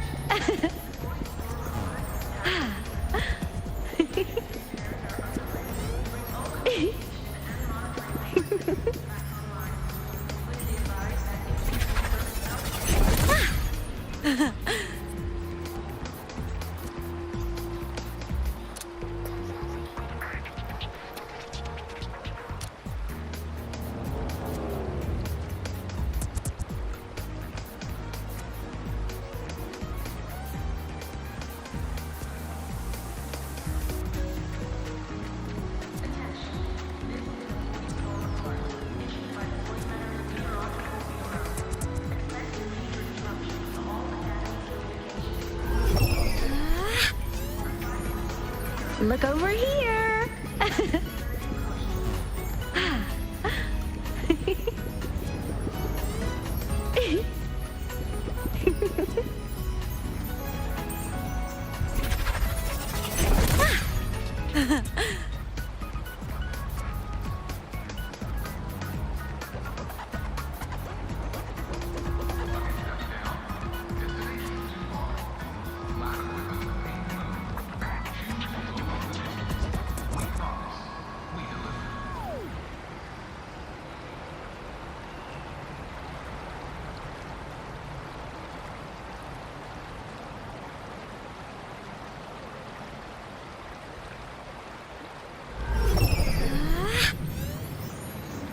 Look over here.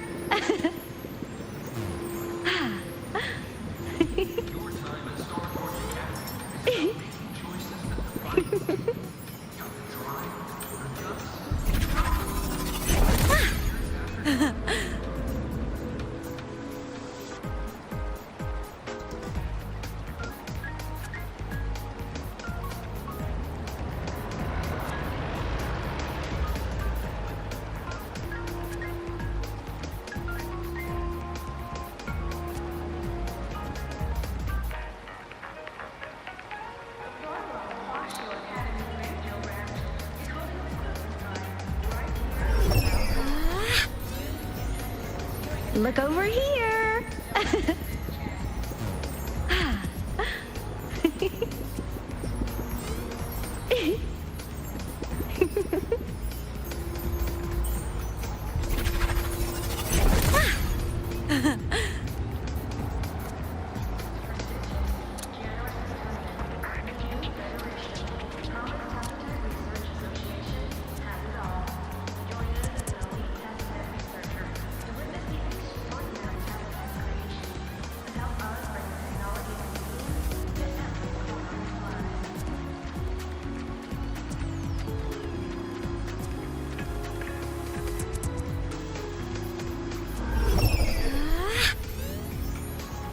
Look over here.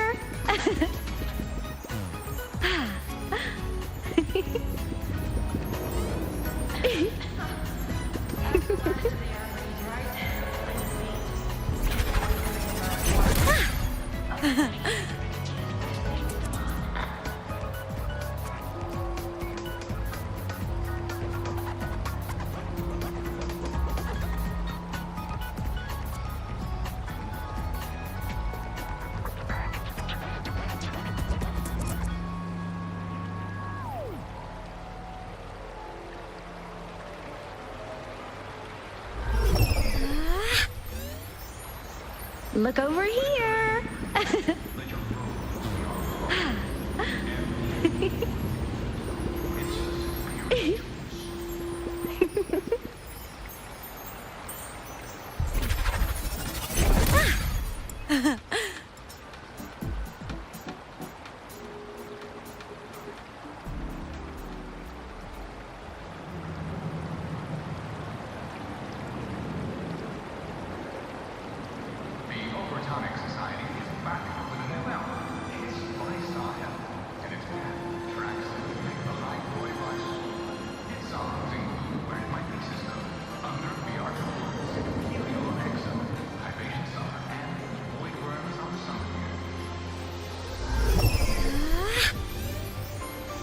Look over here.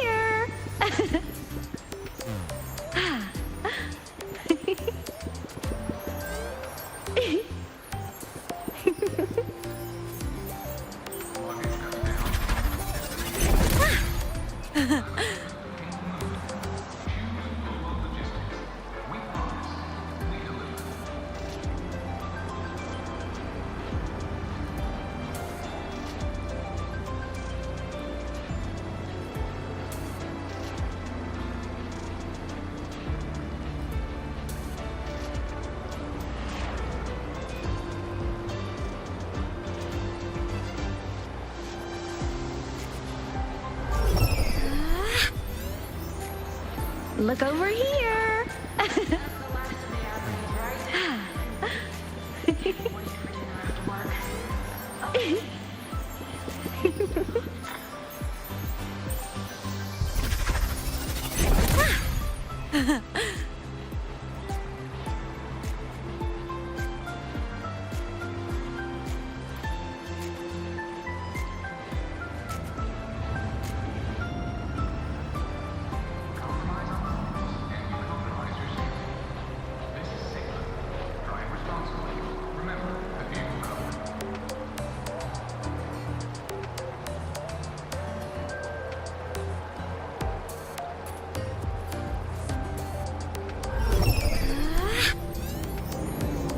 Look over here.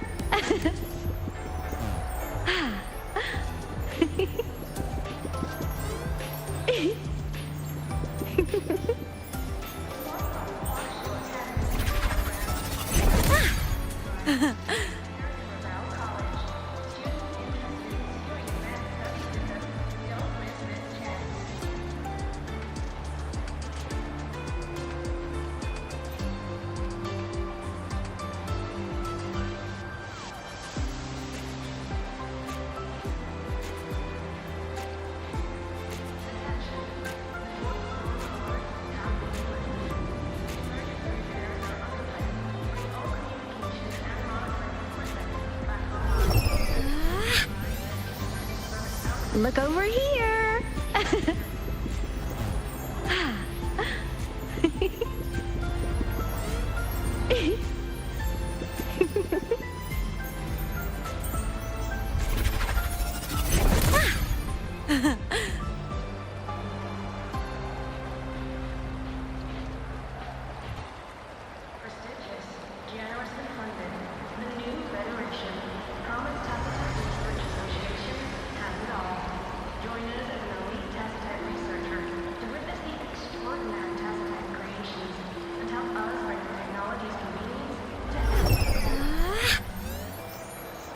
Look over here!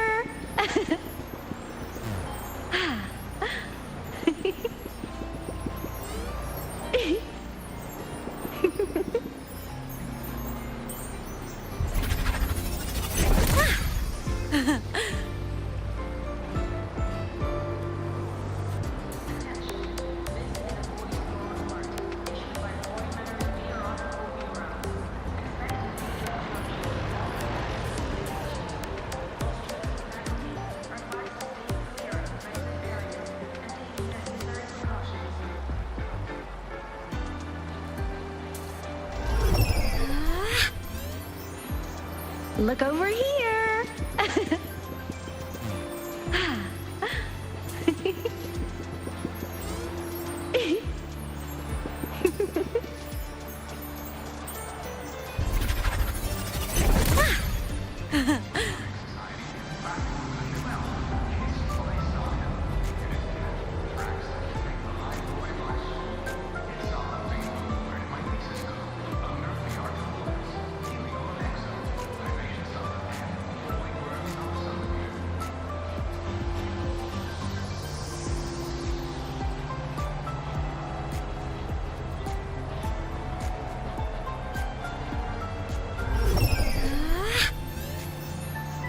Look over here!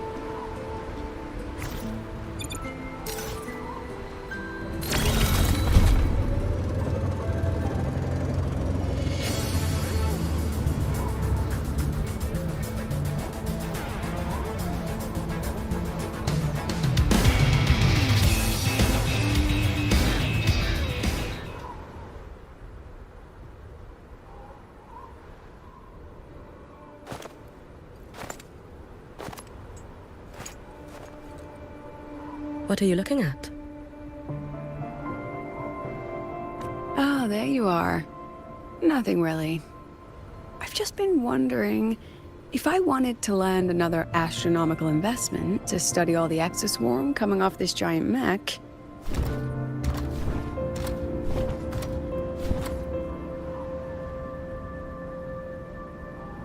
What kind of pitch would it take to make every major player in Solaris nod along and funnel credits into my pocket year after year? Have you figured it out? Not yet. My conscience won't let me think that far. Luckily, the man who can figure it out is back. The old man who promised me the blade. The head of the Space Trek Collective. The very same. But don't let the quick agreement fool you. He's already thinking 10 steps ahead. If Ishino Hado wasn't in such dire straits, he wouldn't have agreed to forge that blade for you so easily.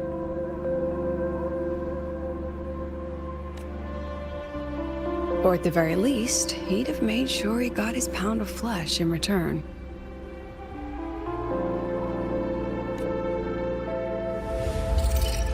I couldn't find the child. Time and space in that dimension are too fractured. My familiar lost its way.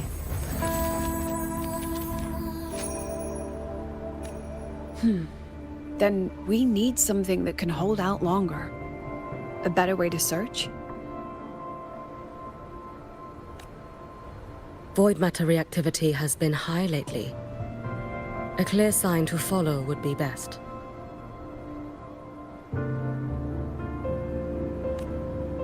That child is the Exostrider's resonator. There's no clearer sign than that.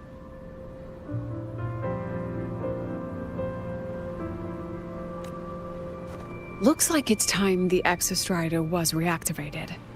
When that happens, whether you're an annoying adult or the one meant to pilot it, I'm sure everyone will be on board, don't you think?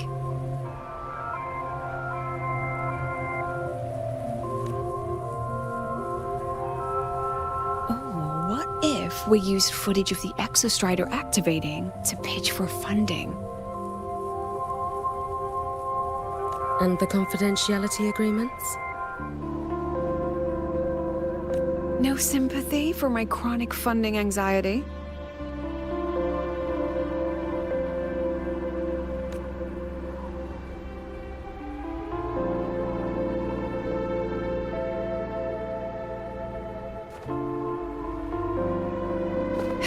Fine. Go to Honami.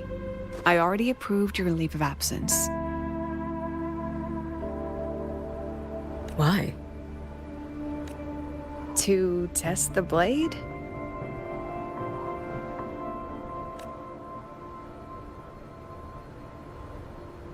Even once the Exostrider awakens, there's still a chance it fails.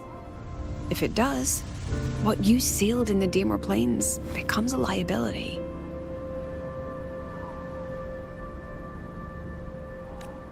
But it could also be our ace in the hole.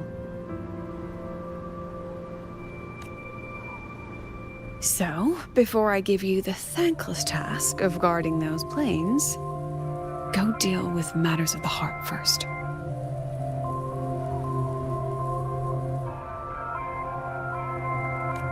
Understood. I will return in one day. Take 2. Give yourself a day to look around. Go on. A Black Shores member will meet you there. I still have all of Dr. Luke's mess to clean up. Understood. I am at your call should you require it.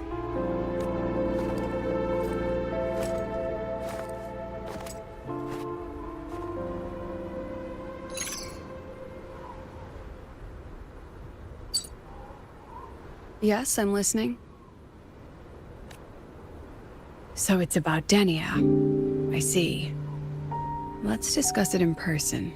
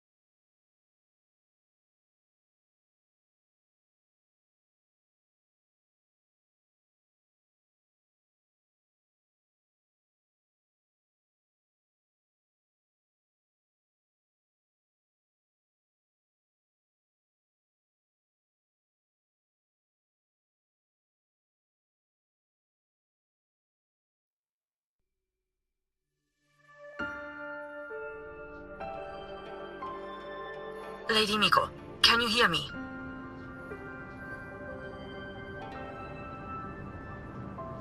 Yes.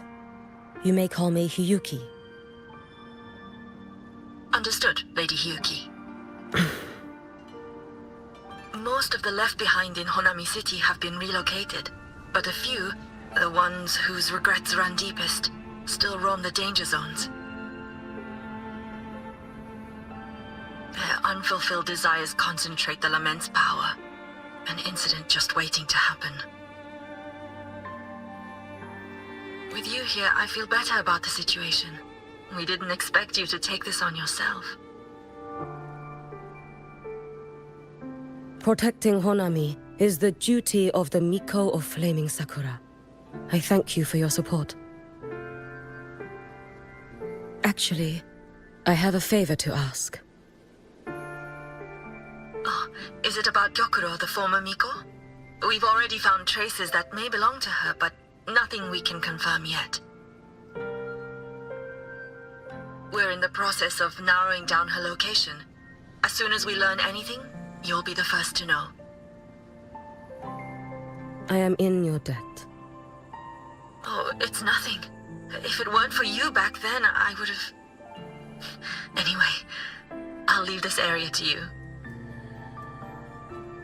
You can rely on me. Was there something else you wanted to say? Nothing, Lady Hiyuki. It's just... Thank you for everything you do. Goodbye.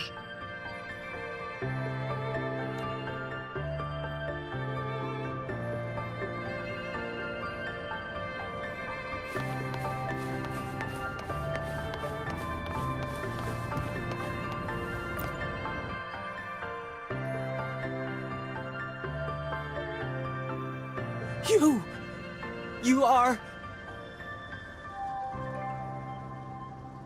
Yes. Miko of Flaming Sakura, you're back! I knew those monsters wouldn't stand a chance. Everyone else thought we were done for, but I told them, don't worry, Lady Miko will come and save us. I'm sorry. I was too late. It doesn't matter. You're here now, aren't you? Please, just say it. Say the Miko of Flaming Sakura has returned and that those monsters are finished. The Threnodian has retreated, but I couldn't save you. But you defeated it, again! And one day you'll drive it away from Ashinohara for good. Yes, I hear your wish. And I promise, one day...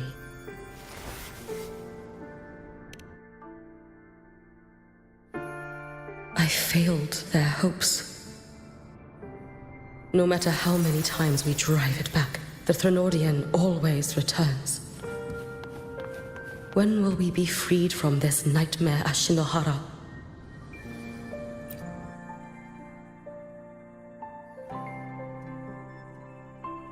This is all your fault.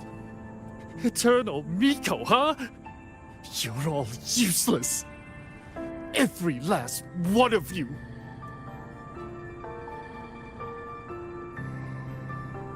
How do you even dare show your face in Hunhami? They're dead! Everyone's dead!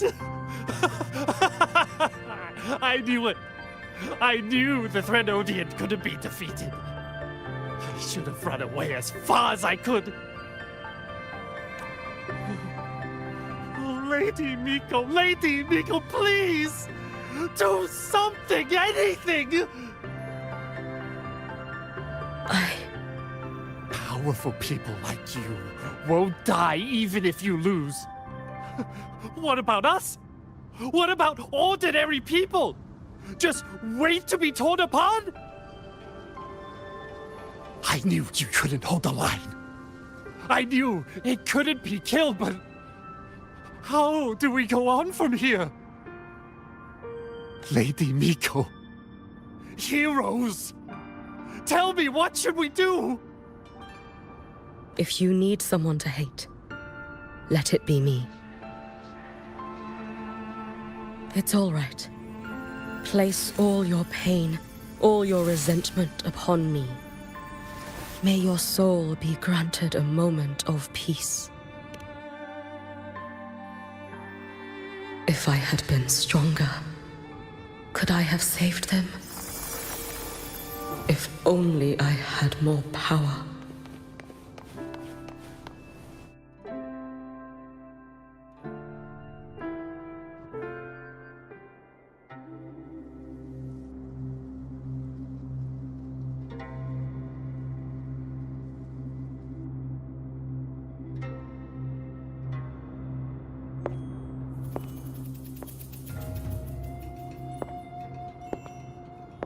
Lady Miko? Are you the Lady Miko?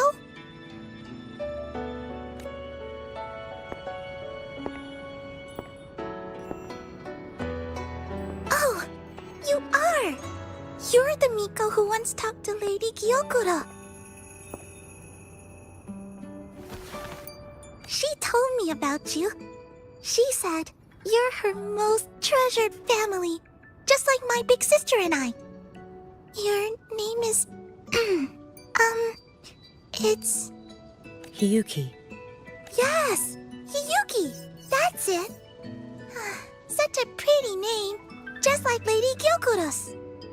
My sister said if I hid here and prayed with all my heart, Lady Miko would come and save us. So... I've been waiting. Little one, what's your name? Your hands are cold. Have you been waiting long? Kana. My sister calls me Kana. Lady Miko, you're finally here. But my sister... she... It's all right. I'm listening. She asked you to wait here, didn't she? Ah, she must have trusted you very much to give you such an important task. Task?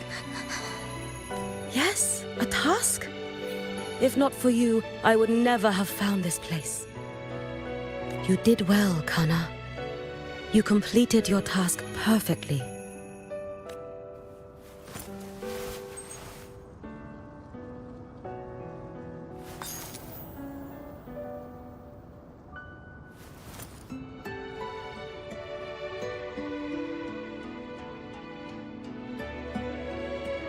Lady Miko, are you here to save Honami? Then, is Honami safe now?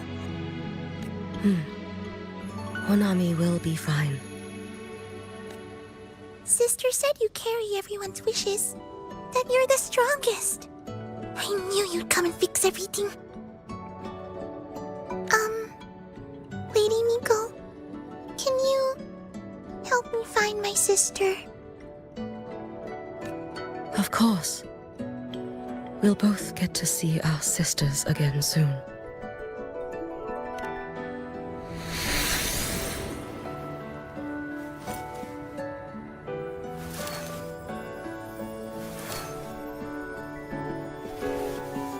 When we find her, let's eat red bean pudding. We make the best red bean pudding in the whole world. If you come try it, everyone will want some. Then you'll need to make a lot of it. Can you manage that? Pinky promise. We'll make lots and lots of pudding. Then, even if the Threnodian comes back, we'll have something to eat and we won't be scared anymore. It's a promise then. We'll make a lot of pudding.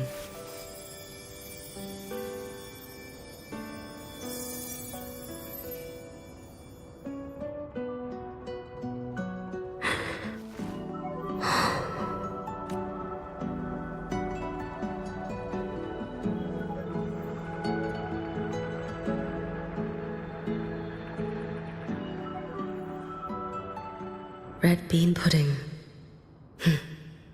Gyokuro always did have a weakness for sweets like that. This time, will I find her traces and truly set her free?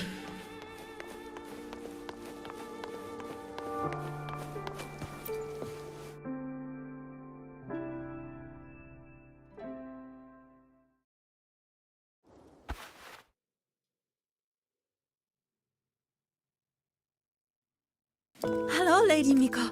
I've been waiting for you a very long time. My final wish was simply to see you one last time. Your final wish? Yes, it's all right. I know I'm dead. I know I'm what they call a left behind now.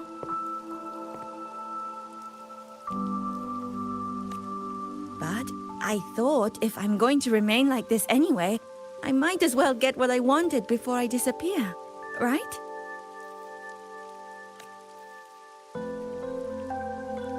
I've heard of cases where the left behind remain aware of their state, sustained by powerful desires, but for such a simple wish. You truly only wish to see me again. I mean, you are a legend. You've been the Miko of Flaming Sakura since my great-grandmother's time. When I heard Honami was in danger, and that the Miko of Flaming Sakura would meet the vanguard, I rushed here just to see you. You shouldn't have taken such a risk. If you wished to see me, you could have gone to the Flaming Sakura. I know. Everyone says you can just write your wish on the plaque and Lady Miko will see it. But I worried. What if it never reached you? So I came all this way to make the wish in person. I wanted to see whether it would come true.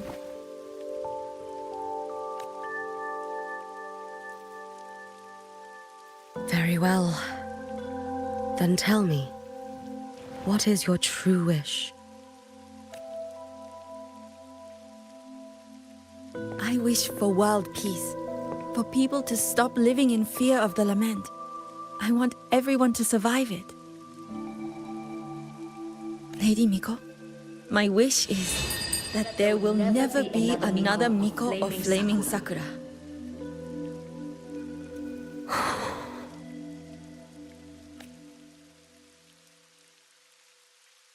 I see. Then I promise you, this wish will be fulfilled.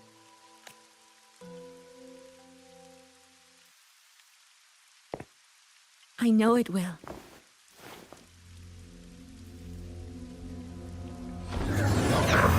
After all, you are the eternal Miko.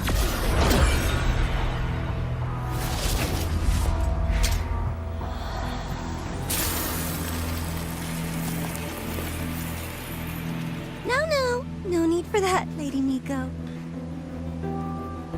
If you wished, you could cut down this avatar at any moment. But I think you'll find this far more interesting.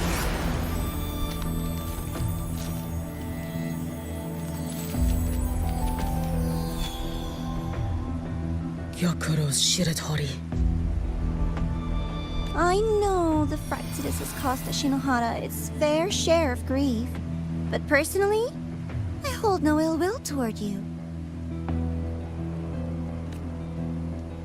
I had dealings with the previous Miko. It wasn't exactly a pleasant chat. But I promise you, her death was not by my hand. Just as you once witnessed, she met the fate all Mikos of Flaming Sakura share. She died, burning her future to ash to pay for the present.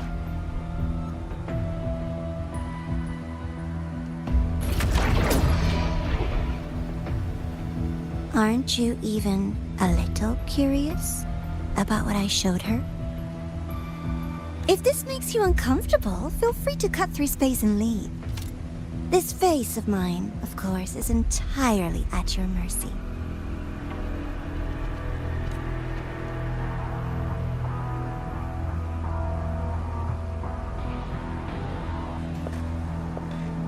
No need to dull my blade.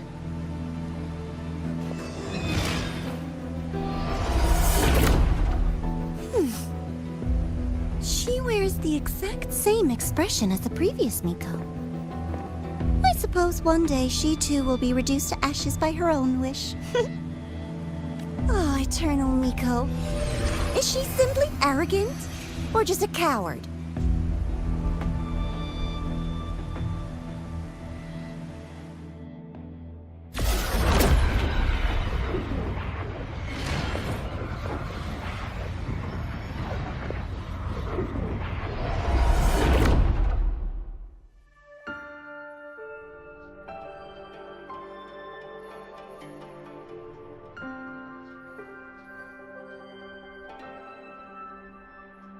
A peaceful Honami. Why bother with such an illusion?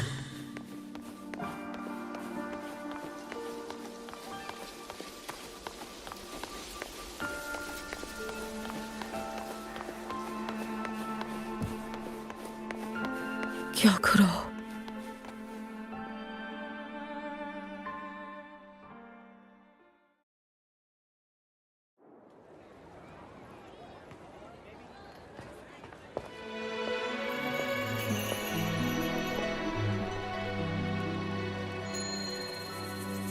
Lady Gyokuro, guess what? No math homework today! My parents and my big sister finally taught me how to make red bean pudding. Want to try mine? I'd love to. You know I can't resist red bean pudding. Wouldn't miss your special batch for the world, Kana-chan.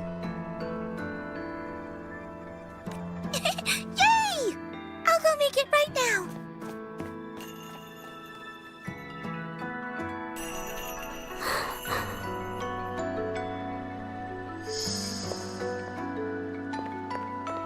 Anyway, I'm here. What is it? My. Can't a sister just want to see her favorite girl without a reason? That's not what I meant. There's that serious little face. I just wanted to chat. Always relaxes me. So, how are things at the Flaming Sakura? The usual. Many came to make wishes. The Thronodian's active cycle is almost here. Death would be a frequent visitor to Ashinohara once more. Prayers for safety, peace, victory. They pile up thickest at times like this. The Miko of Flaming Sakura is the bridge between people and the divine. A wish jar for all their hopes. We must listen to every single one. Lately, I've been hearing you ring the sutsu. To grant those wishes, you burn your future using the sutsu's power. Continue, and one day there'll be nothing left to burn.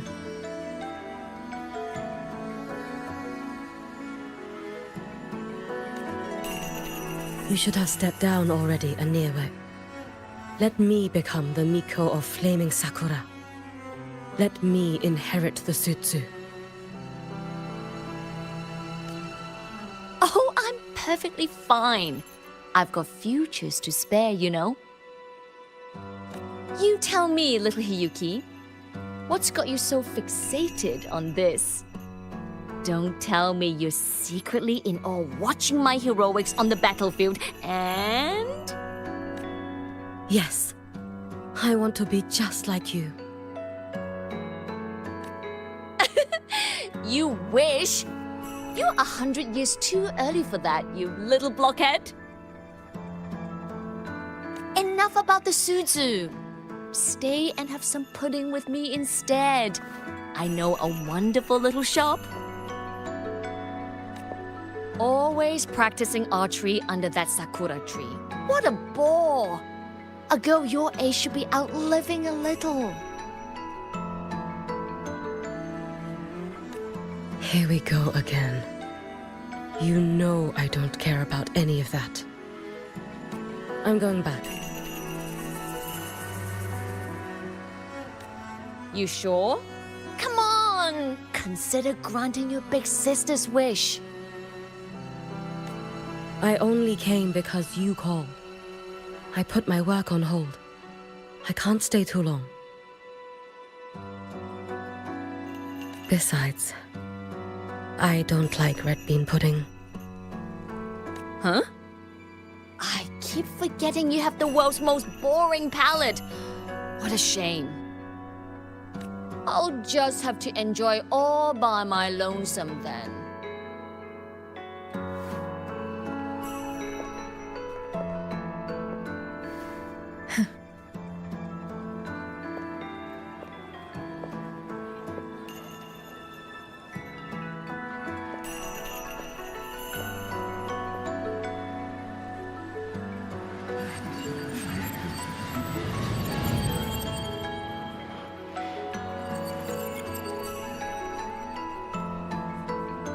Gyokuro never once spoke of her own wishes. She lived only to grant the wishes of others. If only I had chosen to go with her.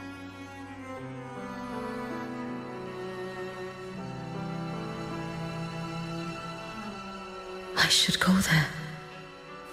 One more look will be enough.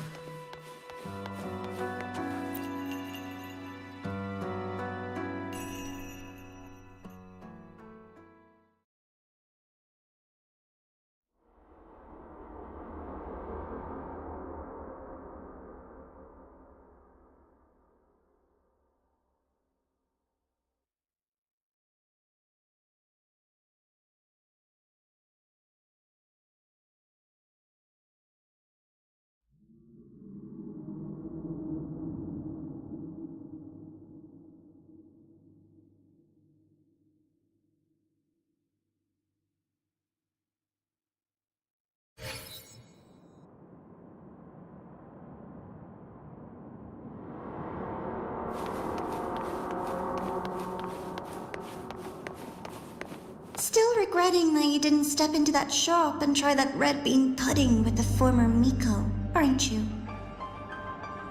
What's your point? The peaceful streets of Honami, the sweetness of red bean pudding. You know none of it is real. The illusion didn't deceive you, Miko of Flaming Sakura.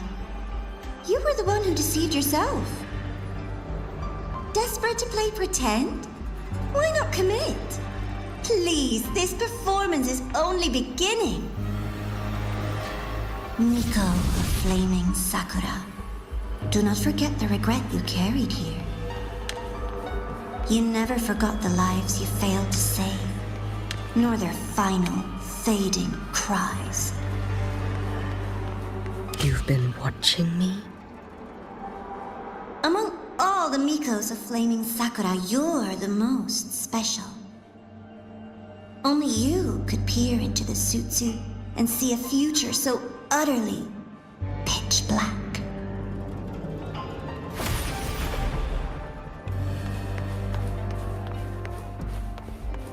This is...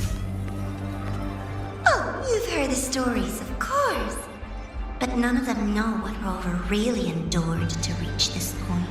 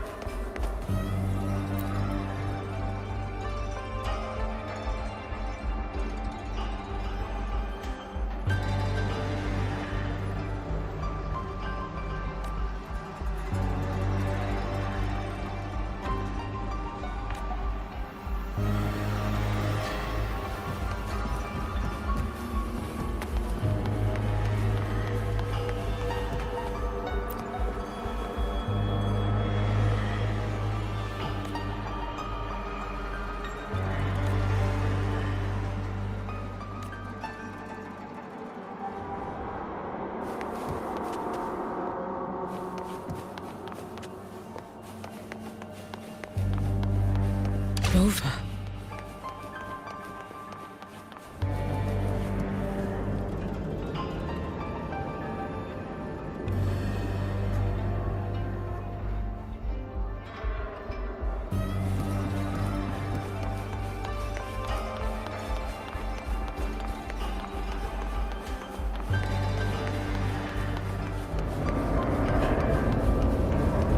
This is...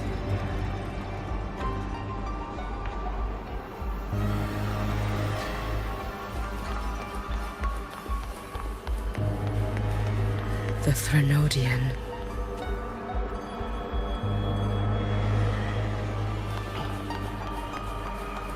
Go on. The next act awaits you. Don't waver now, Hiyuki. That instinctive revulsion you're feeling will guide you down a path diametrically opposed to my own. You must walk this road. Only then will you understand, accept, and finally see where you went wrong.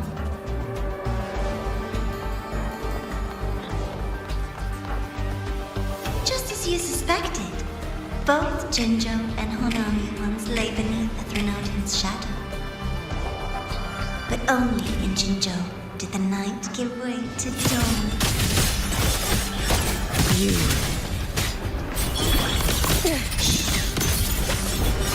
I wouldn't ever deny their achievements, or hide the prize they paid. What is their prize? And likewise, I would never... This blade. It's as sharp as they promised. Once business in the Hyrule is settled, I'll take it back to Ashinohara.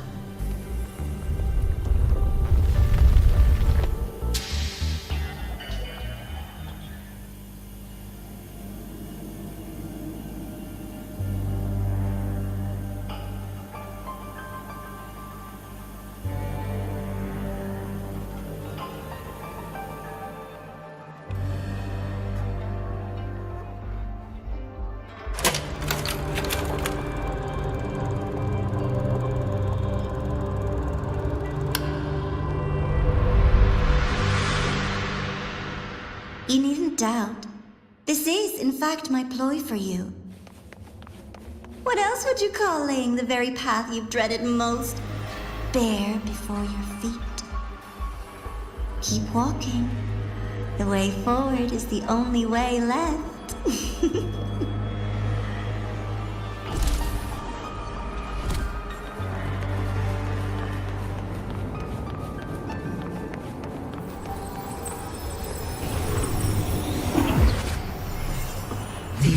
Tower. I read the reports. Another place reduced to ruin by the Threnodian.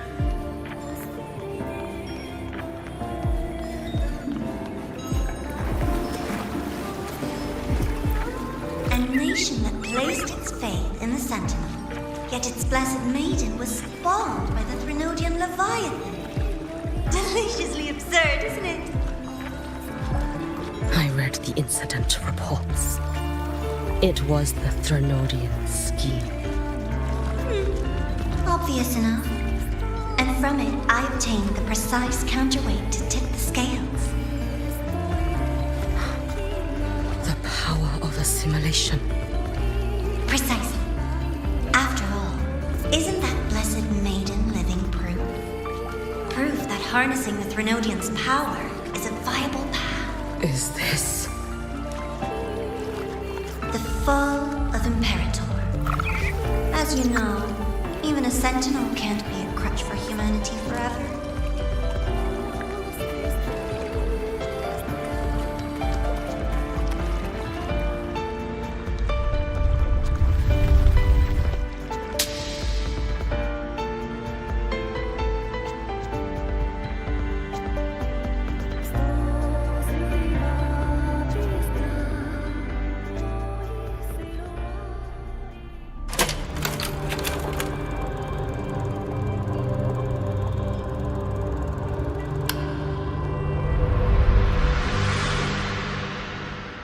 Now, why not step into the role yourself?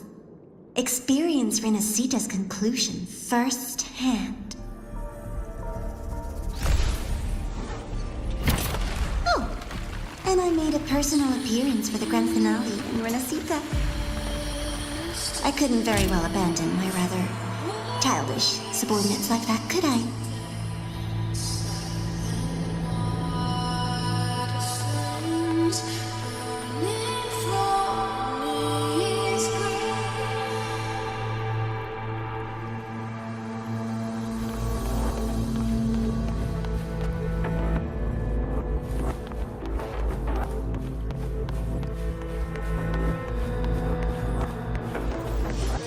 A light so blinding it lays bare all the film.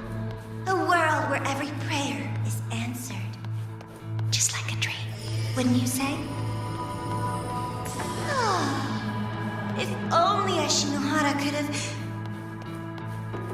Every single time, she succeeded in saving them. If only I could have... Ashinohara. Am I envious of what she has achieved?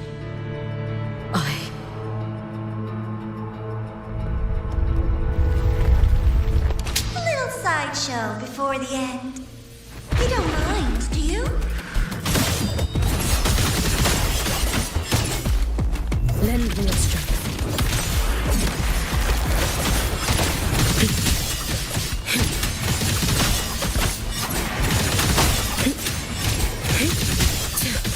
You should have run. So persistent. Take your final dive into Nana. All in my... For all wishes spoken, this vessel I offer.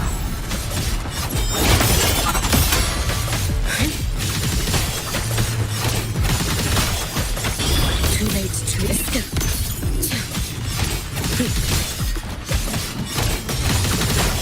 Lend me your strength. If my blade had been keener, could I have... Is my focus slipping? Take your time. We're almost at the finale.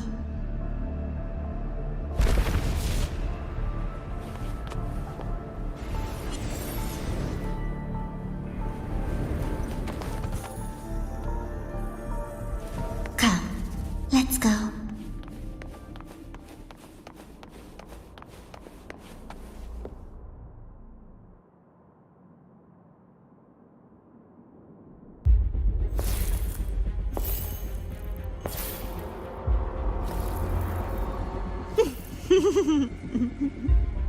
Thoughts on the show? You showed me all this because the Fraxidus wants to replicate the assimilation within the blessed maiden herself. You want me for the possibility that I could become the Threnodian's resonator in the future. I won't deny it. After all, among all the Mikos of Flaming Sakura, only you can see through that Sutsu and see a future so clearly entwined with the Threnodians. That is your gift, your talent. It is a dangerous curse.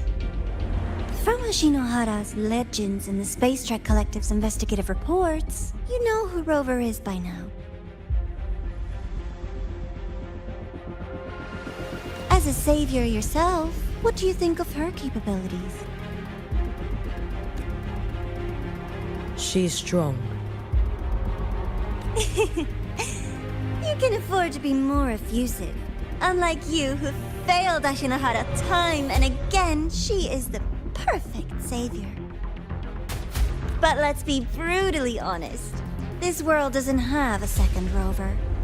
She saved Jinjo and Renacita. But what about Honami? Solaris is full of dark corners like Honami. Places the Savior's light will never reach. You, Miko of Flaming Sakura, have a gift. You might not fear the curse of the Threnodian or lament. But what of them? The weak, those not blessed by fate, and yet, is it really fair to place the weight of an entire world on a single pair of shoulders? Solaris needs more saviors, doesn't it? I'm just using the Threnodian to bring more of them into this world. You mean you want to use its power the way Rover once did? I've tried before, but a miracle like Fleur-de-Lis requires a billion coincidences. And Mia? Nothing but the delusional ravings of Leviathan. Even the one that appeared in Renacita at the end was just a hollow, mute shell. But with your help, everything changes. You could wield the Threnodian's power just as Rover did. Honami would not be a ruin, and Ashinohara would finally have its true savior.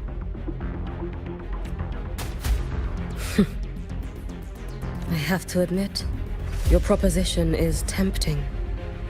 I desire vengeance against the Threnodian. That is why I seek greater strength. I stayed in Lahairoi to forge a blade sharp enough to kill it. But I will not discard my dignity as a human for it.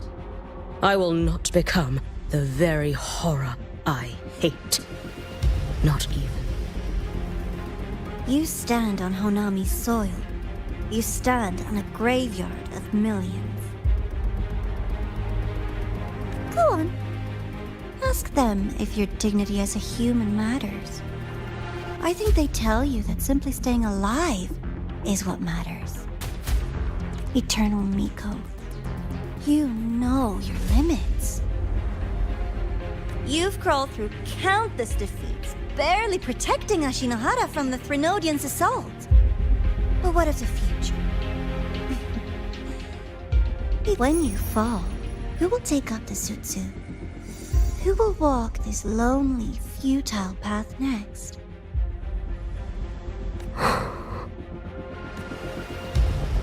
We could always talk about the former, Miko.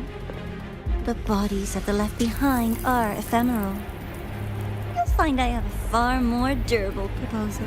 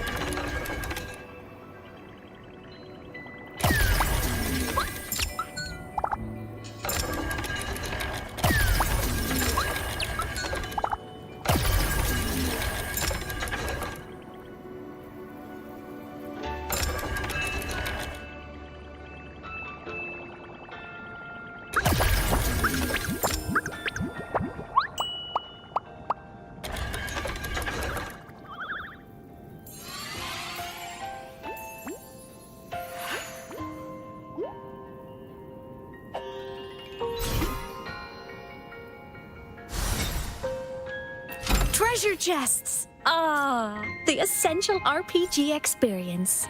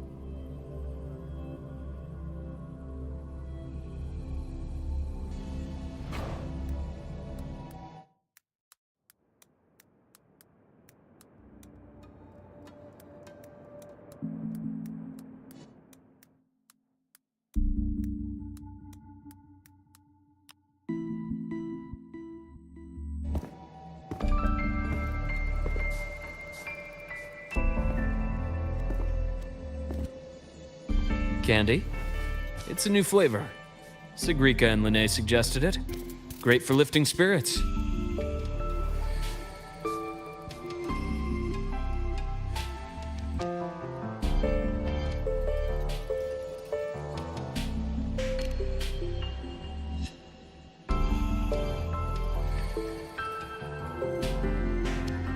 All right, Luke. What's the word on this Exostrider plan? My conversation with Lucilla went well. She's on your side. Your showing during the Dark Side incident also helped speed up the Academy's internal review.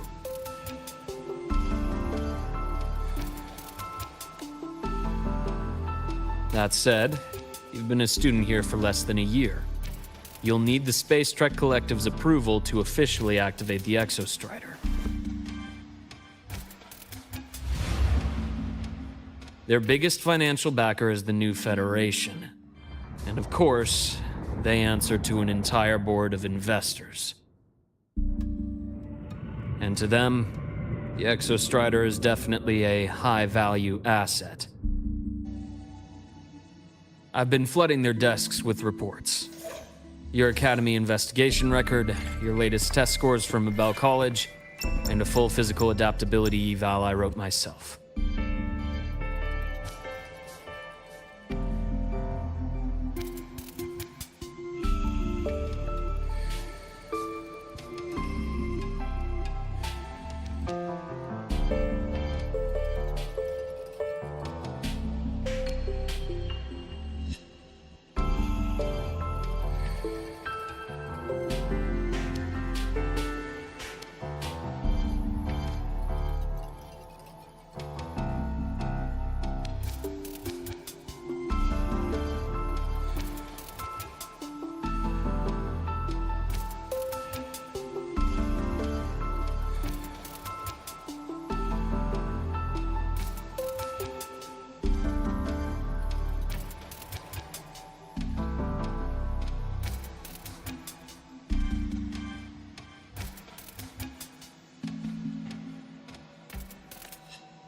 And were they rejected?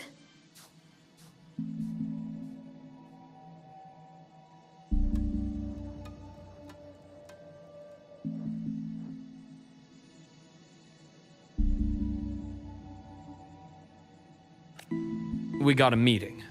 But when that much money's involved, conflicts of interest make everything move very slowly. Unlike Jinzhou or Rinasita, they've got far too many cooks in the kitchen. I'm worried we don't have that kind of time. Exactly, which is why we're going to strike first. Besides, things have changed. It all comes down to this guy. This is Chase, head of the Space Trek Collective.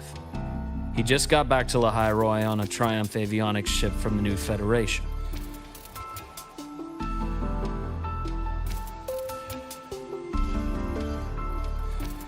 President Lucila, Professor Mornier, and I have all put in a good word. You'll be meeting him at the Research Institute. Chase started as a low-level employee at Ashridge Energy in the new Fed. Then, he dropped off the grid for a few years before resurfacing in a government position.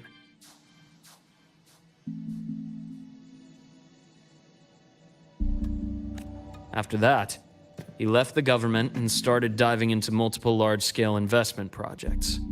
Some say he's still been Ashridge Energy's man the whole time, but no one's been able to prove it. He's sharp, low profile, and very smooth.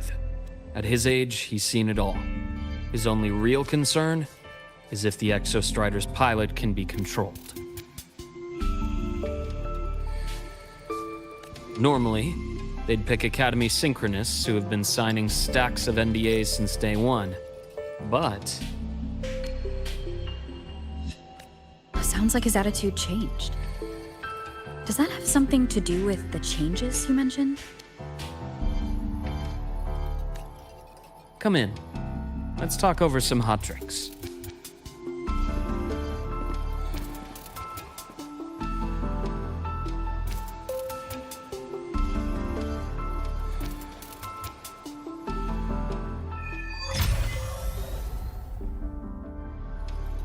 I heard Lucila asked for your help after the ceremony.